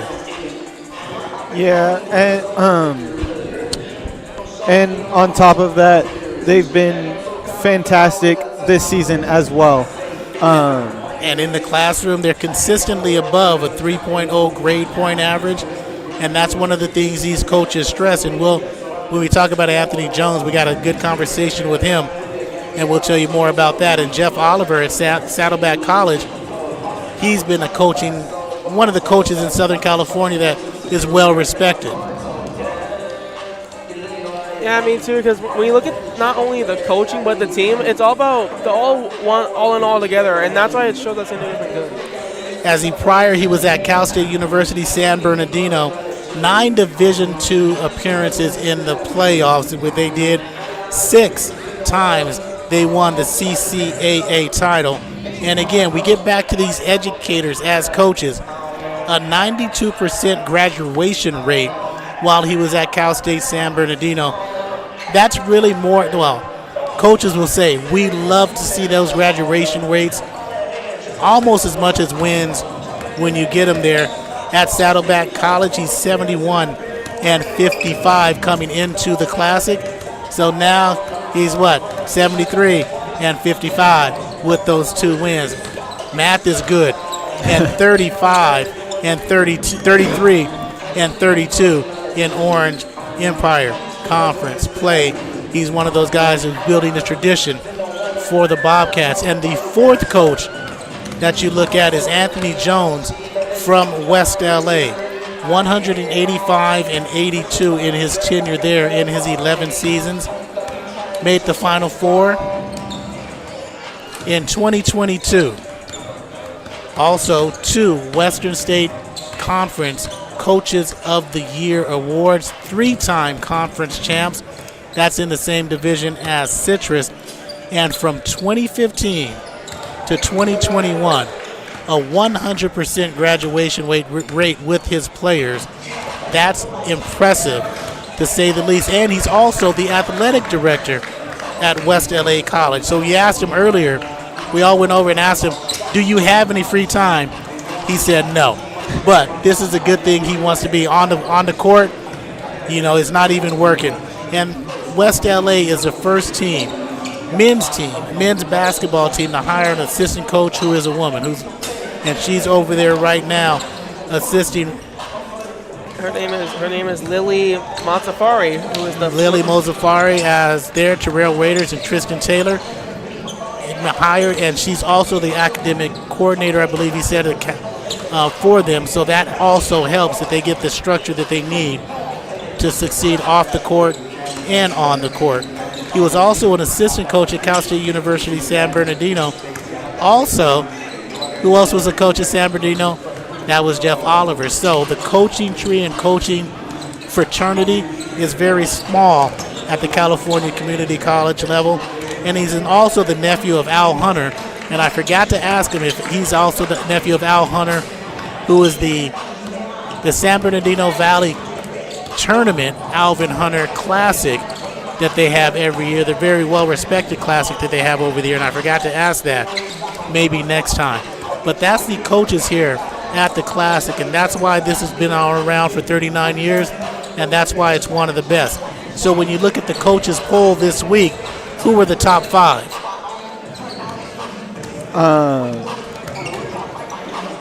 Top 5 were City College of San Francisco, Fullerton College at number 2, Santa Rosa College 3, Citrus 4, who we saw, and Los Positos was number 5.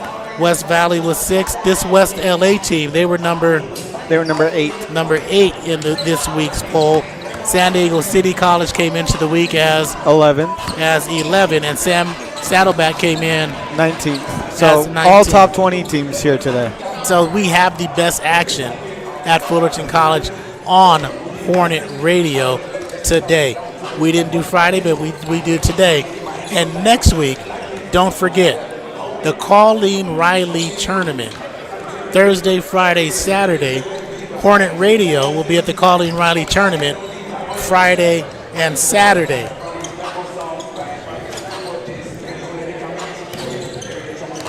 Okay, that I got nods from everybody because that was already agreed to, and I'd hate to tell our audience that we would not be doing that tournament.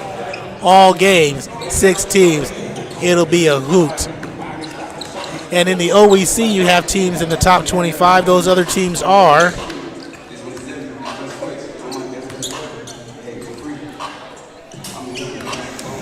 Santa Ana College comes in at number 25 as they are 11-0 when the rankings came out.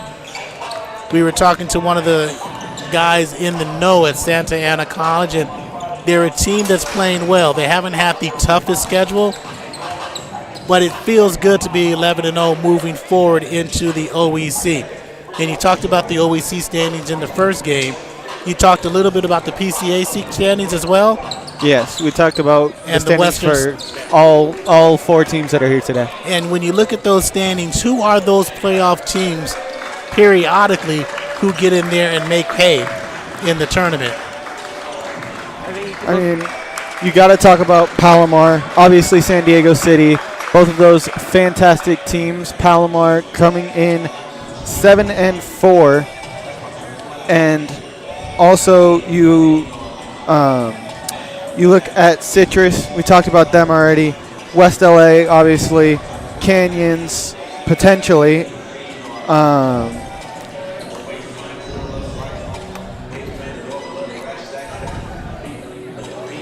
And those teams are quality teams.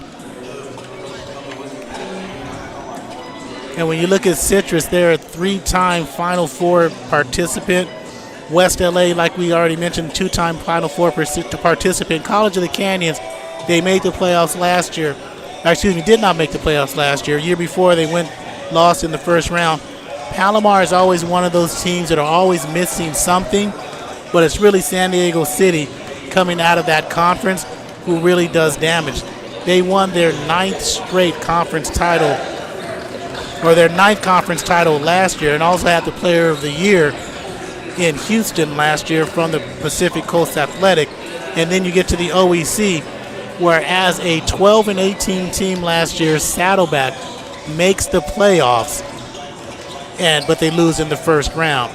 And you look more in the fall classics, and we'll get more talk about Fullerton College athletics as well on Hornet Radio. Wanted to mention that JT Ware, Oklahoma State commit, and Nehemiah Norwood, a Northern Arizona commit, just announced in the last couple of weeks. And that's in football. And in women's water polo, Isabella Castaneda, she signed with St. Francis University on the outside, and that's on Fullerton College athletics. So it's been a good game in the first half. As we get back to it, we got 59 seconds and an 11-point lead for the Hornets. What to expect in the second half? I think what you have to expect here is, I'm gonna say more or less mistakes, because when Southwest made mistakes, Fullerton capitalized, but when Fullerton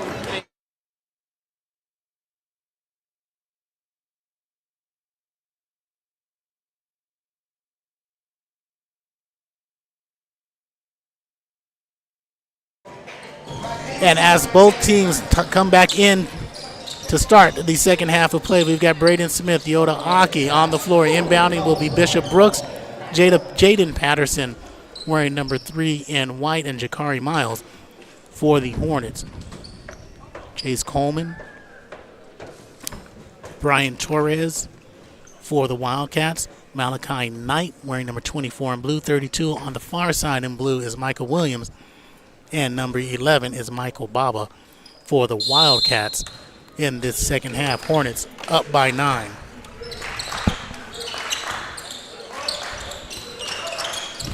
High, low, looking for the back door as they started with 2 backdoor buckets to start the ball game. They're looking for one here, and there's Aki, misses off the glass. Put back Smith, no. Williams corrals. Missed opportunity right there.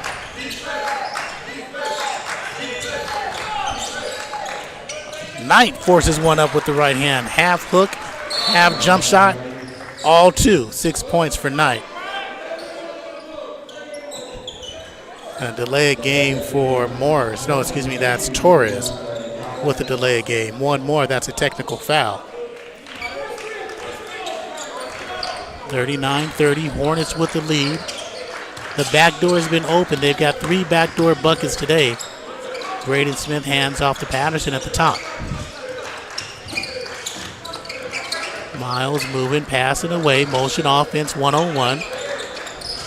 Pass, screen away. 6 to shoot. Smith into the lane. Double team, kick out Bishop Brooks. Good stroke, short. Rebound chased down by Torres. Knight in the corner. He's not hesitant. Pretty stroke, no good. Bishop Brooks aboard.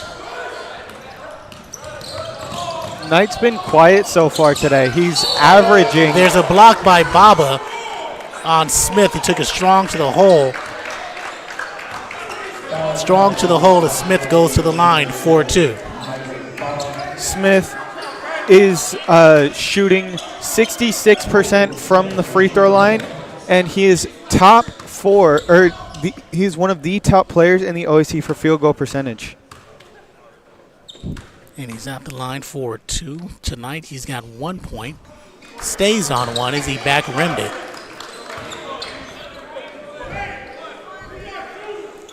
We mentioned he scored 11 in the first matchup between these 2 teams.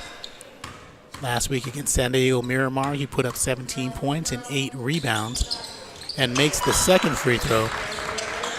He has 2 points and is back up to a 10-point lead. Their biggest lead of the game has been 11 as the Hornets. And there's a pull-up for Coleman. Long. Rebound, Aki. Unofficially, that's rebound number 5 for Yoda. Jakari Miles, high screen by him. Patterson and rolls. Constant movement, you love it. Gets him in the air on a pump fake, reach and foul on Michael Williams on the ground. You want Torres with the reach or Williams with the reach. They get Williams. That is the second team foul, and for Williams, that's his first. Patterson on the inbound, handoff. Coming around, Miles thought he was due for a 3 off the foot of Knight. Good sportsmanship there. As Patterson is going to inbound the ball near us, near side. On this side, they're trying to clean the floor, work out the mops.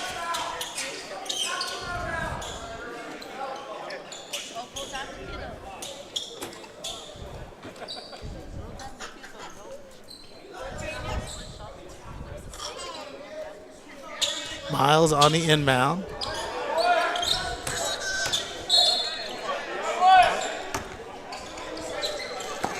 Aki, hands off.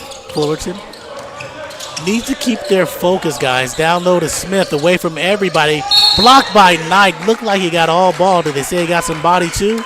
They say he got something. That'll send Braden Knight back to the line.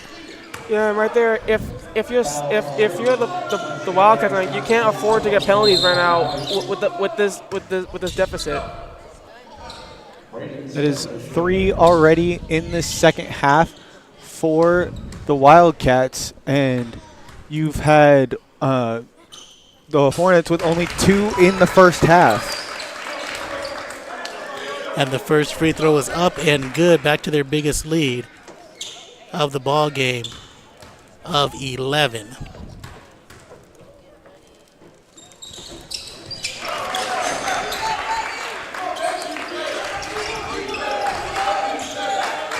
Hits the second one. That brings him up to 4 on the game.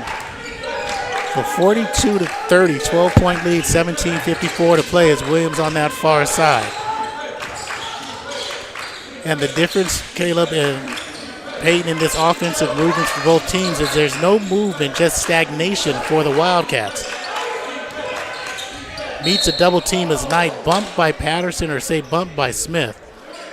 They're going to get Smith with the help on the arm. Baseline out of bounds with 17:38 to play second half.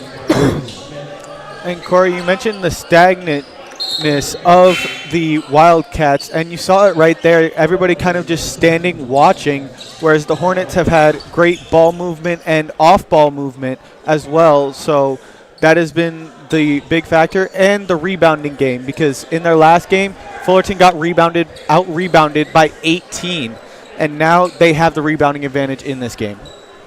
And I have Malachi Knight. No free throw. Sorry.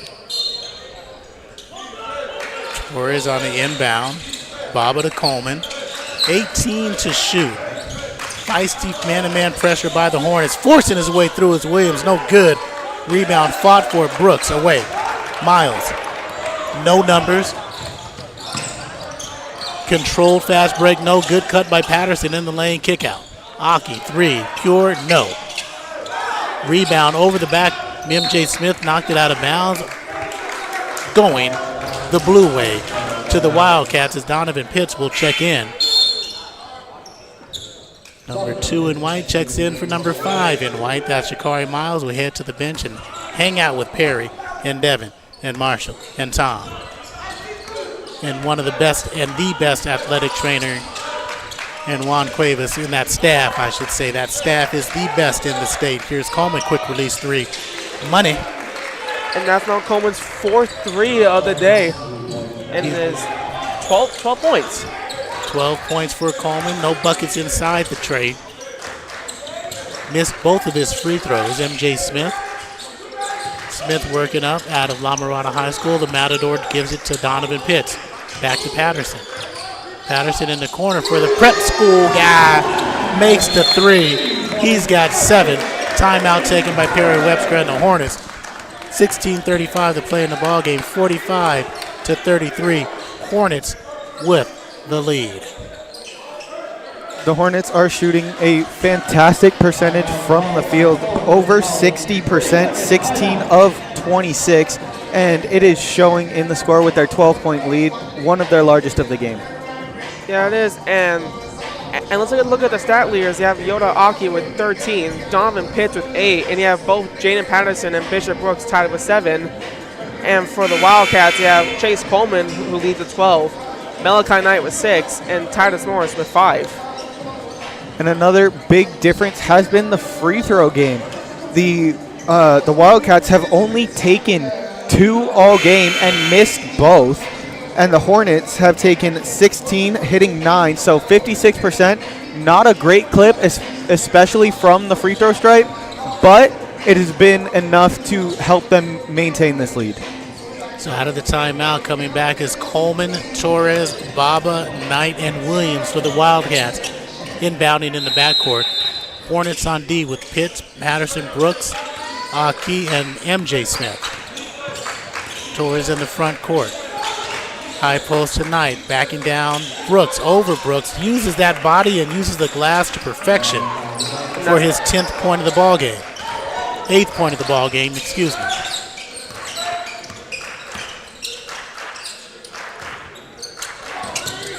Pitch working up top. Has a quickness advantage against Baba. Spin in the lane, got away with a travel, but he got bailed out with a hook. Hook on the arm, sending them to the line for another 2. And have Donovan Pitts coming up, who is so far 1 for 3 on free throws today so far.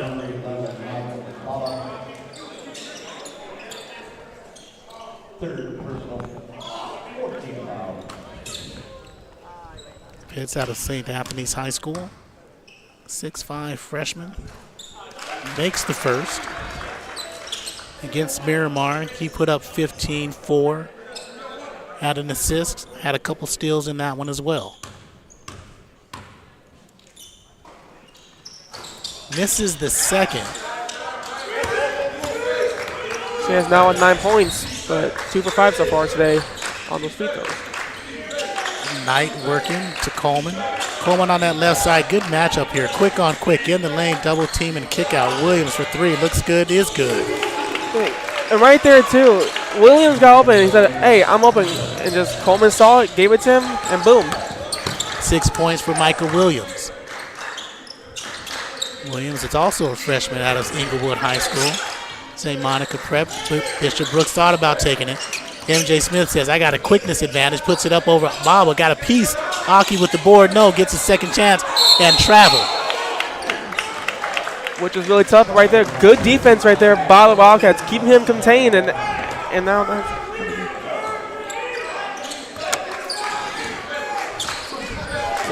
sorry. That was Brian Torres with there keeping him contained. Torres with the ball, though, gets it over to Coleman on a kick out for three. That's no good. Front rim. Baba battling Aki underneath. Knight to the floor. Brooks to the floor. Everybody to the floor. Last touch by the Wildcats. And I gotta think that the Hornets' Nest has a hockey rink or ice underneath this, because this is the wettest floor we've seen in quite a while. Every 3 plays, we've got to mop it up. 15:05 to play, 46-38, Hornets with the lead. The momentum, that first half was crisp. That first half was well played. That first half was fast. Second half ain't.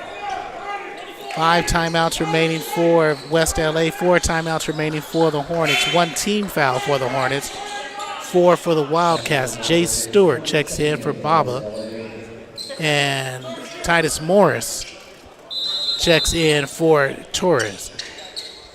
So the Hornets on the court with Patterson with the ball. Joining him is Pitts in the front court, Aki, Miles, and Smith. That's MJ Smith wearing number 10. Miles away, dumps it down, almost a turnover. Aki working against 2 smaller players. Good double team and D. Kick out to Pitts. Thought about the 3. Penetrates in the lane, double team, and almost stolen, is stolen.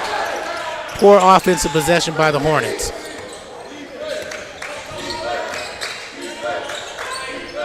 Wildcats coming back the other way. Almost a turnover for them.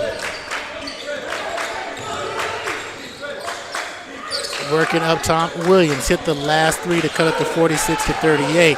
Here's Stewart underneath, kick out on the double team. Knight 3, no. Rebound fought for. Stewart just out hustled everybody for a second chance opportunity and then has it taken away. Here's Patterson looking up to Smith. Poor pass, poor angle. What's it result in? A turnover.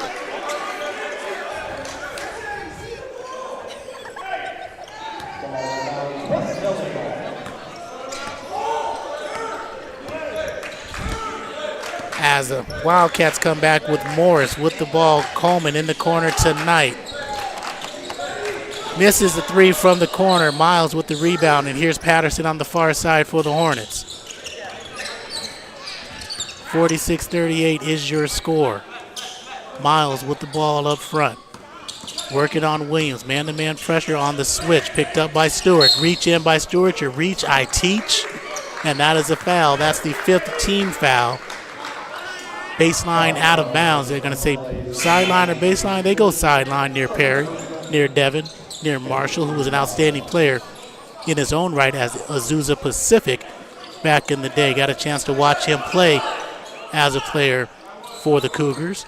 That was in the NAIA in the GSAC conference. Now they're in Division II, I believe. And here is Thompson in for Patterson. Straightaway 3 by Pitts, knocked down, no good, no foul. Knight with the rebound. So Malachi Knight leads the team at 18 points, 79% from the free throw line. Coleman for 3, misses that one. He's got 12, averages 16 miles. The other way, cross court, Smith leaves it for Aki for an easy dunk. That's 2. 48-38, 10-point lead for the Hornets.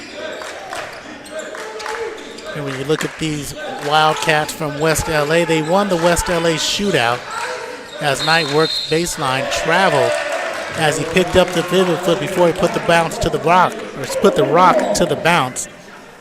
And Malachi Knight traveled.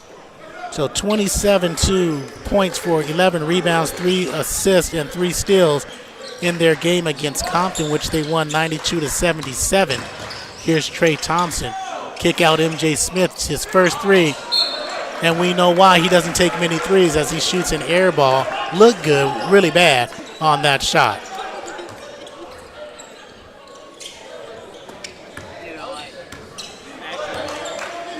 Oh, there we are. The difference in this game, Corey Nealon, I'm going to put it flat out truthfully. West LA, 2 free throws. Fullerton, too many. And you cannot get the game if it doesn't seem like when you go into the charity stripe, it's an even balance. Right now, West LA 0 for 4 to Fullerton, 10 of 18. Let me tell you, the old Mark Pavlovich adage, if you could make a free throw, this game would be over. 48-38 your score, and Malachi Knight missed the bucket, but again, Yoda Aki gets called for the foul pulling down West LA player. And they're going to say it's going to be baseline out of bounds as it should because it's after the shot going for the rebound. So Coleman will inbound with Stewart, Williams, Morris, and Knight. Coleman to inbound. Here's Morris. Wanted to hop into a 3. He does not. Knight working with 15. 12:08 to play. Morris on the 2-man game. Pull up from 16. Long. Rebound. Good block out by Yoda. Good rebound by Yoda.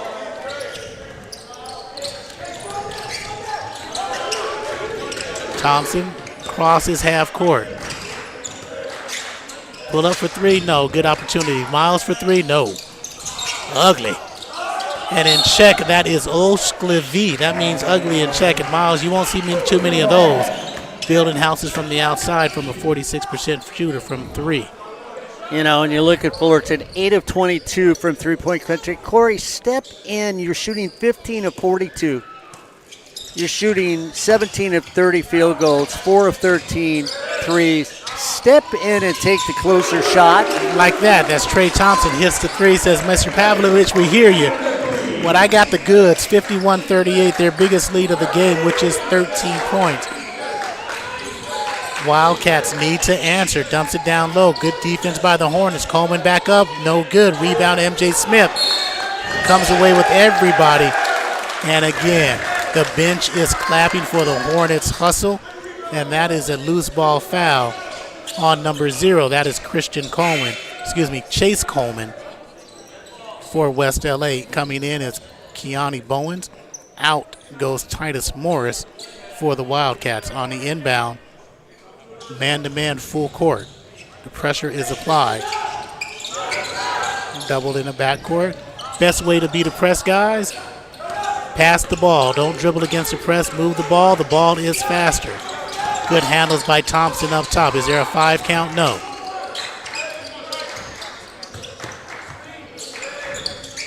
Smith wanting someone to go to. 16 fouls by the Wildcats. 5 on the shot clock. There's 4.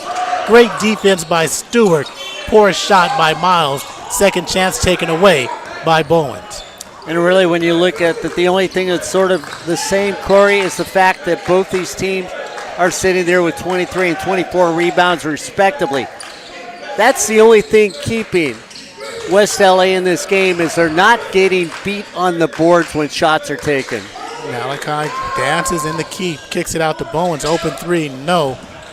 And there's a loose ball foul simply because Coleman runs into Aki as he's falling down. Unintentional personal. But that'll be the 7th team foul, and it'll send the Hornets to the line for 1-1. 51-38 is your score. You mean they're going to go to the line 10 of 18, maybe 12 of 20 in this half, but the way they're shooting right now, Corey, it's abysmal to say the least at 55% from the charity stripe. I don't care who you are as a team. That sounds like a 145 sports broadcasting class getting the out cue right during the broadcast. About that percentage, well, it's a little high for them, but for Fullerton, it's low at the charity stripe. 71% coming into this game. 55% tonight. 71% coming into this game as a team. They're shooting 55 as Yoda Oki makes that free throw. They're even at 8 turnovers, Corey. That just seems to me a little incredible because both these teams look like they have played sloppy basketball at times. And that's Aki, with 16 points, and he heads out for Braden Smith. Fullerton now, no token pressure, brings it back 53-38, creeping up in their lead, 15 This is their biggest of the ball game. We'll reset the lineups in just a moment as Keani Bowens has the ball to Michael Williams. And Mark, we were talking to the coach over at West LA, Anthony Jones, earlier. And we said we've been following the squad for a few years now as Malachi Knight drives and blocked by MJ Smith. Gets it back and says, you know what, one block don't mind. I'll just get it back and get my 10th point, 53-40. Well, we were talking to him, and he says 2015 to 2021, a 100% graduation rate. And we talked about him being the head coach and athletic director and the toll it takes. And he says, you know what? It doesn't take a toll. He doesn't have any free time, but he's doing what he loves, along with him and his coaching staff as Pitts drives the lane.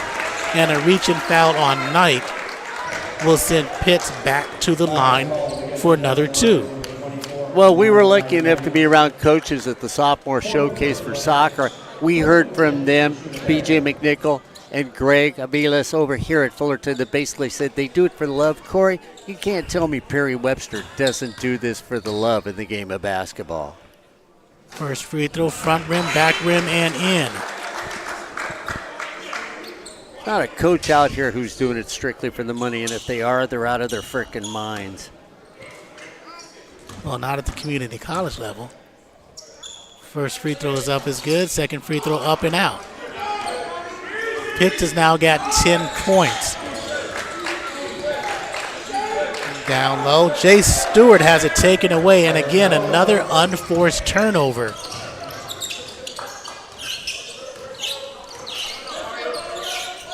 And that unforced turnover for West LA. That is their 9th turnover of the game. Just one more than Fullerton, even though it doesn't quite seem like it. Miles working around, pirouetting, ballerina, tap dancing, kept that pivot. And Jakari's trying to get the three-point opportunity. Well, he's got an opportunity trying to convert the three-point the most difficult way, as Mark Pavlovich says, trying to make a free throw tonight. That's it. They haven't really been able to do that at all when you think about it. Back rim, no good, but Braden Smith, a second chance opportunity, and as a coach, you hate that. Pitch drives, dishes, MJ Smith hang in the air, no good. Got to go up strong, he did not, and Jay Stewart says, I'm going the other way wildly. And there's a block by Smith, blocking foul by Miles, count the bucket. It should be a three-point play with the block and the block, but we'll see what they call.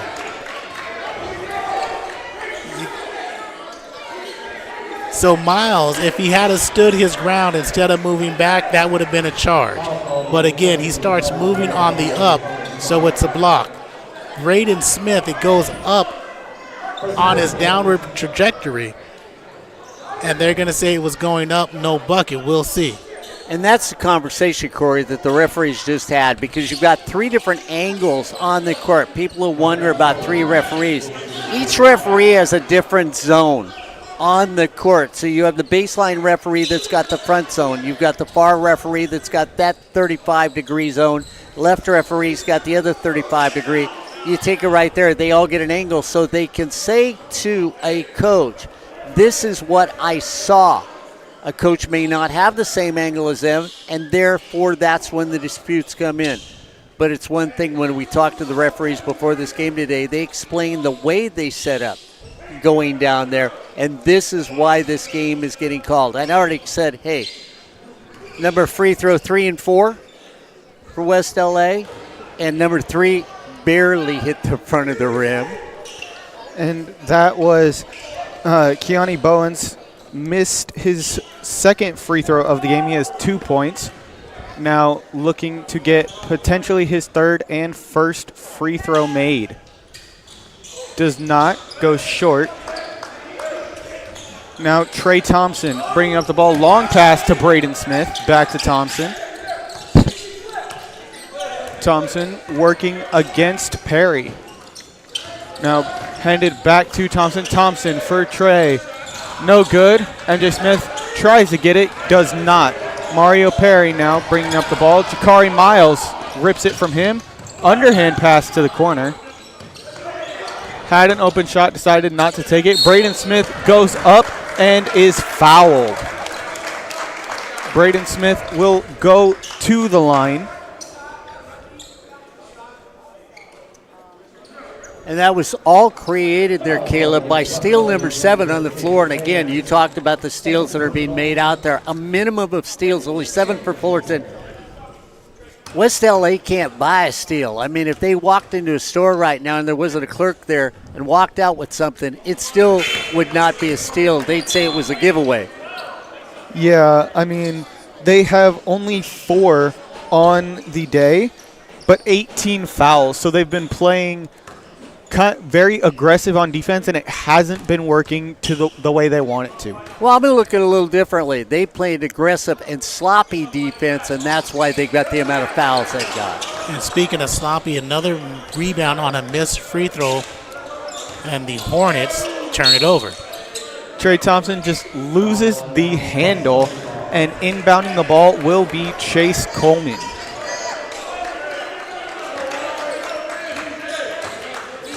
Now with it is Keani Bowens, back to Coleman. Coleman hands off to Perry. Perry hands off. Now it is back with Coleman being guarded by Pitts. Coleman with the spin, mid-range jumper, just short and no good. Corralled by Pitts. Good defense by the Hornets to allow. He spun in the lane, and Coleman been a little bit erratic on his shot-making ability tonight. Missed his first couple, made his next few. He's got 12 points on 4 threes. And that is a great shot there by Jakari Miles. He was left wide open and took the best advantage he could. Now it is West LA trying to push the pace, down by 19 with 7:15 left to go in the second half. Coleman dribbling, goes between the legs again. And now kick out. Jumper is good. That was a great mid-range fader by Keani Bowens to bring it to 59-42. Timeout taken by the Hornets. We have 7 minutes left. Hornets are up 59-42, and you are watching Fullerton College basketball and the 39th annual Fullerton College Classic here on Hornet Radio. You know, Corey, I'm watching the way West LA's played tonight, and one of the things I've never understood with the high weave, which they run a lot on their offense, is the high weave in many cases does not take you towards the basket. It takes you away from the basket. You're having problems making the outside shot.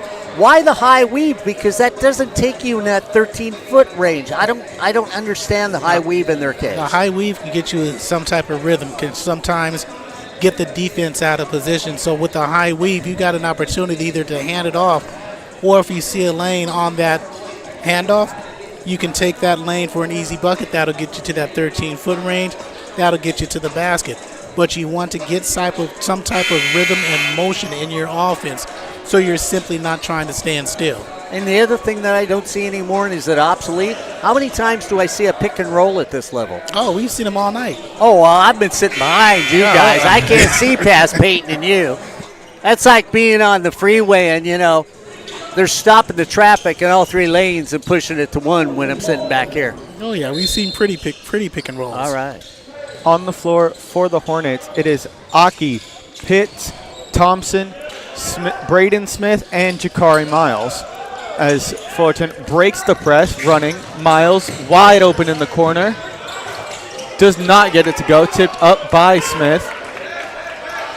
Now West LA running the ball. And that was another unforced turnover. That was just way, way too high of a pass. So, guys, are unforced turnovers really unforced turnovers sometimes? You're playing catch-up and you're running against the speed of their defense. They force you to pick up your tempo. When they do that, I think sometimes turnovers are just that, turnovers, and not unforced. And that one is forced. Wide open layup for Keani Bowens after ripping the ball from Trey Thompson. Scores 59-44. And this is one of those games where West LA hasn't been in rhythm the whole game. And they've really been out of sorts as they played the last 2 games, especially against Saddleback, and we watched that one. They couldn't get their offensive rhythm continuous in that game. And here, they haven't got any offensive rhythm at all. and this is a much better team than the 44 they put up thus far. Trey Thompson misses from the corner. Wildcats pushing. Coleman gives it to Bowens. Bowens working. 3-ball is drilled from Mario Perry. Trey Thompson now working against Keani Bowens.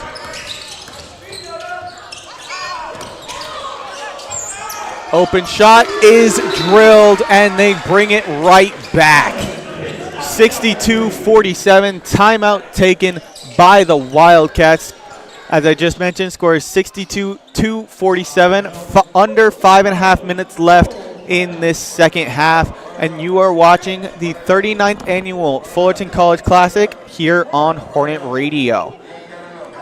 Now, as Mark mentioned earlier, the forced/unforced turnovers have been killing the Hornets.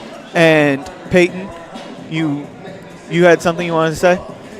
Yeah, I really did. It's just like the second that LA gets momentum when causing turnovers, they find ways to score, and we've seen it too. If they can keep doing that, then they'll have a shot to keep this game closer.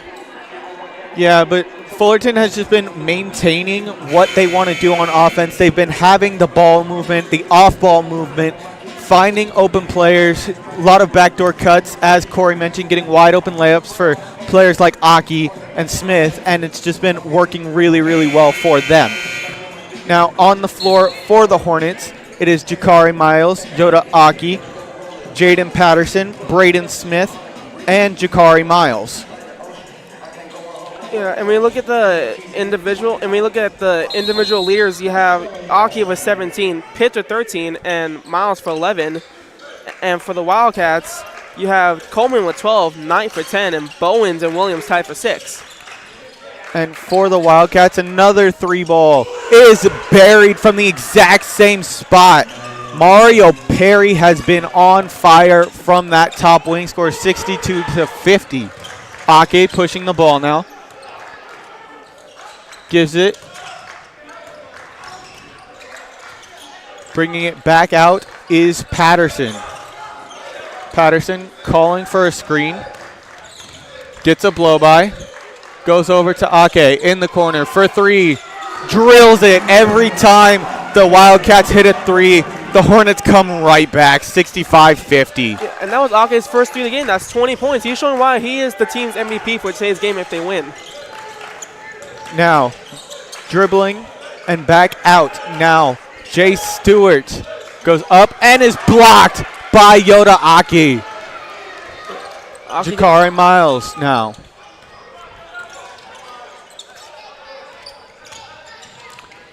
Gets a screen from Braden Smith. Gets another one. Miles, spin, mid-range jumper, no good. Corralled by Coleman. Coleman now pushing the pace. No shot, and that will be a foul on the floor. That goes against Yoda Ake. 4th team foul, 2nd personal for Aki.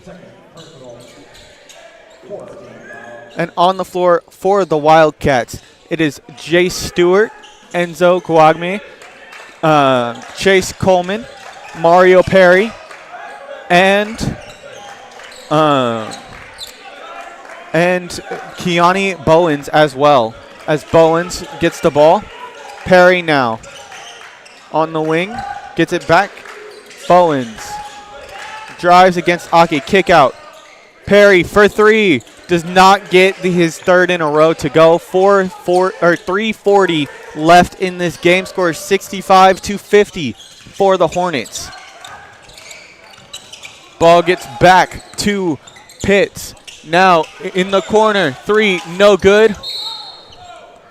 Bishop Brooks could not get it to fall. Almost got his own board. Braden Smith didn't see it coming. Knocked out by the combination of the two of them. Wildcat ball. Walking the ball up, trying not to take too much time. And a layup is no good. Second chance bucket, also no good, but a foul.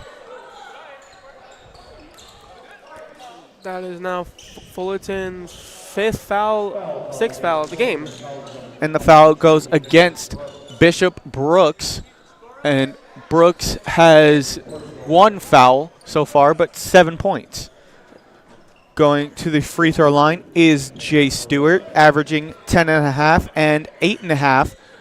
10.5 points, 8.5 boards. Shooting almost 70% from the line coming into today. Makes his first. Score is now 65-51. Jakari Miles comes back on. Bishop Brooks goes off. And he had Jay Stewart entering in today. He is 34 for 49 on free throws. He just made one right now. Missed his second. Rebound goes to Ake. They're trying to trap. Make Fullerton make mistakes. Miles pump fakes. Double teamed in the corner. Gets it back. Pitts. Pitts drives on Perry. Goes up with the left hand. Does not get it to go. Ball is corralled by Stewart. And that one goes through. He goes around the draw charge attempt of Jaden Patterson. Now Donovan Pitts pushing the ball up the floor. Has Braden Smith almost for an alley-oop. Does not get it to go, but a foul against Jay Stewart. Yeah, right there. The time of possession, you can't afford to get fouls now because what's going to happen is now is it's going to get to another personal foul. Next thing you know, Jay Stewart's going to be close to being gone. That is Jay Stewart's third. Braden Smith will go to the line. Shooting 66% from the free throw line coming into today. Peyton, any idea what he's shooting from the line today? Yeah, so far, Braden Smith for free throws, he is so far 5 for 9. And he has 5 points. So all of his points coming from the free throw line. And he adds another one, make it 6. Timeout taken by Perry Webster and the Fullerton College Hornets. The score is 67-53 here in the second half. 2 minutes, 48 seconds left to go. And you are watching the 39th annual Fullerton College Classic here on Hornet Radio. So a 67-53 lead. 14-point deficit with 2:45 to go. Peyton, any way you think that the Wildcats can make it back? I think for them is they need to capitalize on ball possession because half their shots in the game today they have not been able to convert. It's either a missed layup or a three that has not made there. You look at Fullerton, they've been capitalizing on their field goals and on their free throws. The Wildcats only have 1 free throw on the game today, even though they lead in threes with 10. Yeah, as you mentioned, the free throw disparity. Only 6 taken for the Wildcats, 1 made, as you just said, but 27 taken for the Hornets. Hornets have gotten better at, have been better at getting to the free throw line and converting while there, even though it's still only 55%, which, as Mark says, kind of abysmal. Yeah. Now, on the floor for the Hornets, it is Yoda Aki, Donovan Pitts, Braden Smith, Bishop Brooks, and Jaden Patterson. And on the floor for the Wildcats, it is Mario Perry, Enzo Kawagami, Jace Stewart, Chase Coleman, and Kiani Bowens. Bowens working. Finds Perry. Back to Bowens. Perry with the screen. Pivoting. Finds Kwamenji. It is up. Foul called. Bucket no good. 2 minutes, 23 seconds. 6th team foul for the Hornets. 2nd foul against Bishop Brooks so far in this second half and in the game as well. And now you have Enzo coming up to the free throw line. He is actually perfect on free throws, 6 for 6. Yeah, he is 6 for 6. Will that maintain? We will see. He has averaged 4.5 points so far this season, looking for his 4th. does get it, stays perfect from the line. Score is now 67-54. Jakari Miles comes in, and Bishop Brooks once again goes off. Does not stay perfect on his second attempt, but a great offensive board from Jay Stewart. Does not get the attempt to go. Aki has the ball on the floor on that scramble to find it. Score 2 minutes and 15 seconds left.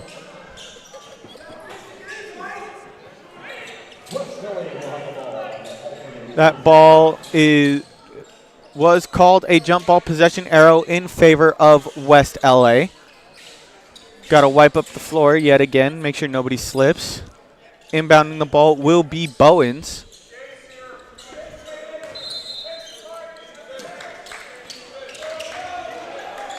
Ball is out. And now over to Perry. Mario Perry hands off to Kwamenje. And he turns the ball over. Yet another kind of unforced turnover. It seems like they've had so many more than the Hornets. But in reality, it's only 12-11. Yeah, and then right there, it was just a really bad pass. I don't know if the communication wasn't there or it was just too low for him.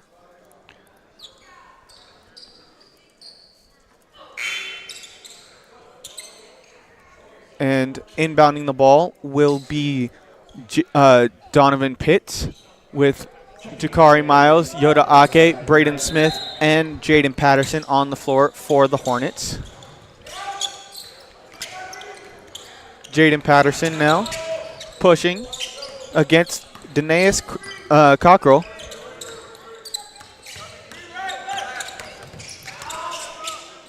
Now Braden Smith with the handoff.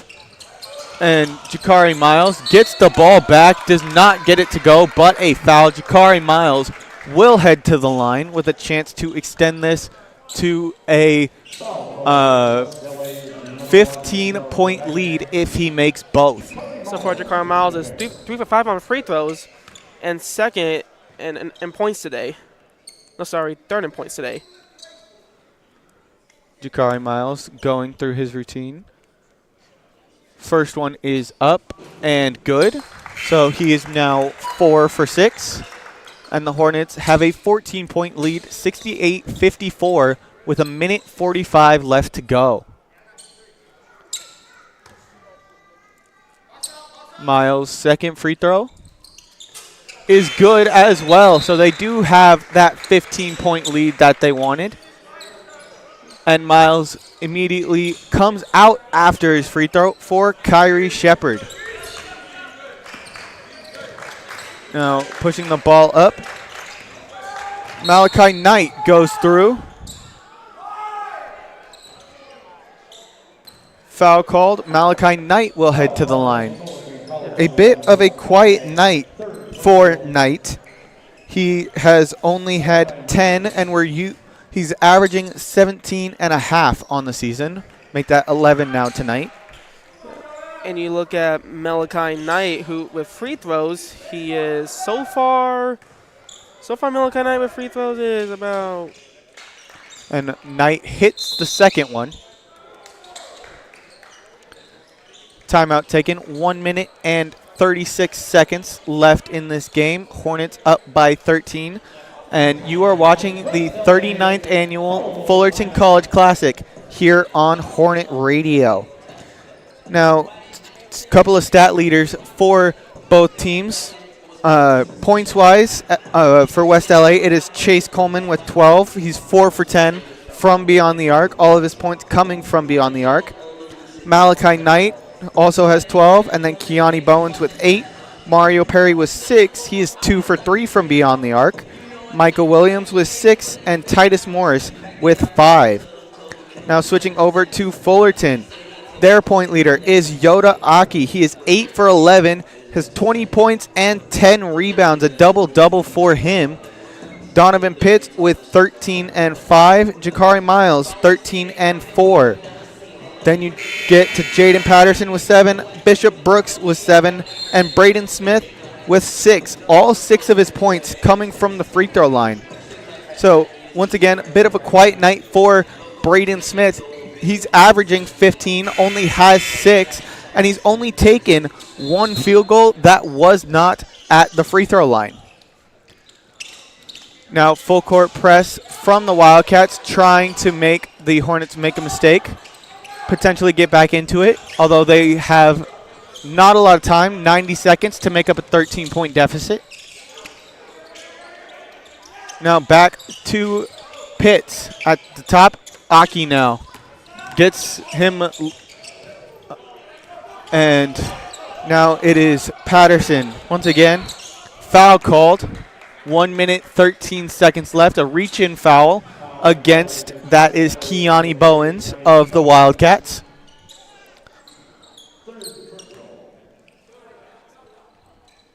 Third personal foul for Keani Bowens. Jaden Patterson goes to the line, has not attempted a free throw yet today. Has 7 points. First free throw of the day is up and no good. Man, free throws have not been great for either team today. 17 of 29, 58.6 for 58.7, excuse me, for the Hornets, and 4 of 10 for the Wildcats as that second one falls. 14-point lead for the Hornets, 70-56. Now Knight jabs, trying to find his way in, kick out. No. That 3, no good. Rebound almost controlled by Knight, but just goes off his hands and out of bounds. 70-56 with 57 seconds left to go. Hornets will have possession. Trying to break that full court press. Donovan Pitts finding a way to get through. Now jumping it off to Jaden Patterson. Now Aki in the corner. Back to Patterson. Back to Pitts. Pitts fights through. Has an open layup. Does not get it. But a call. Donovan Pitts will go to the line, averaging exactly 10 coming into today. And he is over that. He is 13 so far, looking to make it 14 and 15 as MJ Smith checks in. 40 seconds to go. Hits the first, makes it 14. Bishop Brooks checks in for Yoda Ake, who checks out of the game with the team leading 20 points. And Pitts trying to extend his hold on second place. Does. 15 points for him and second place on the team in points today. Now bringing the ball up. He goes hard. Reverse up and under is good. 58-72. Great drive there by Keani Bowens. And the ball goes out of bounds. 27.4 seconds left. A 14-point deficit. It will be West LA ball, and they almost lose it immediately, and they do lose it immediately. That ball goes the way of the Hornets. 25 seconds left. Hornets will looking extremely likely to get their revenge against West LA after West LA handed them their only loss. And that ball goes to Bishop Brooks. Brooks finds a way through it. Holding it is Donovan Pitts. There is no shot clock, and they can and will run out the game clock. Final score for the Hornets, 72-58. And this has been the Fullerton College 39th Annual Classic here on Hornet Radio.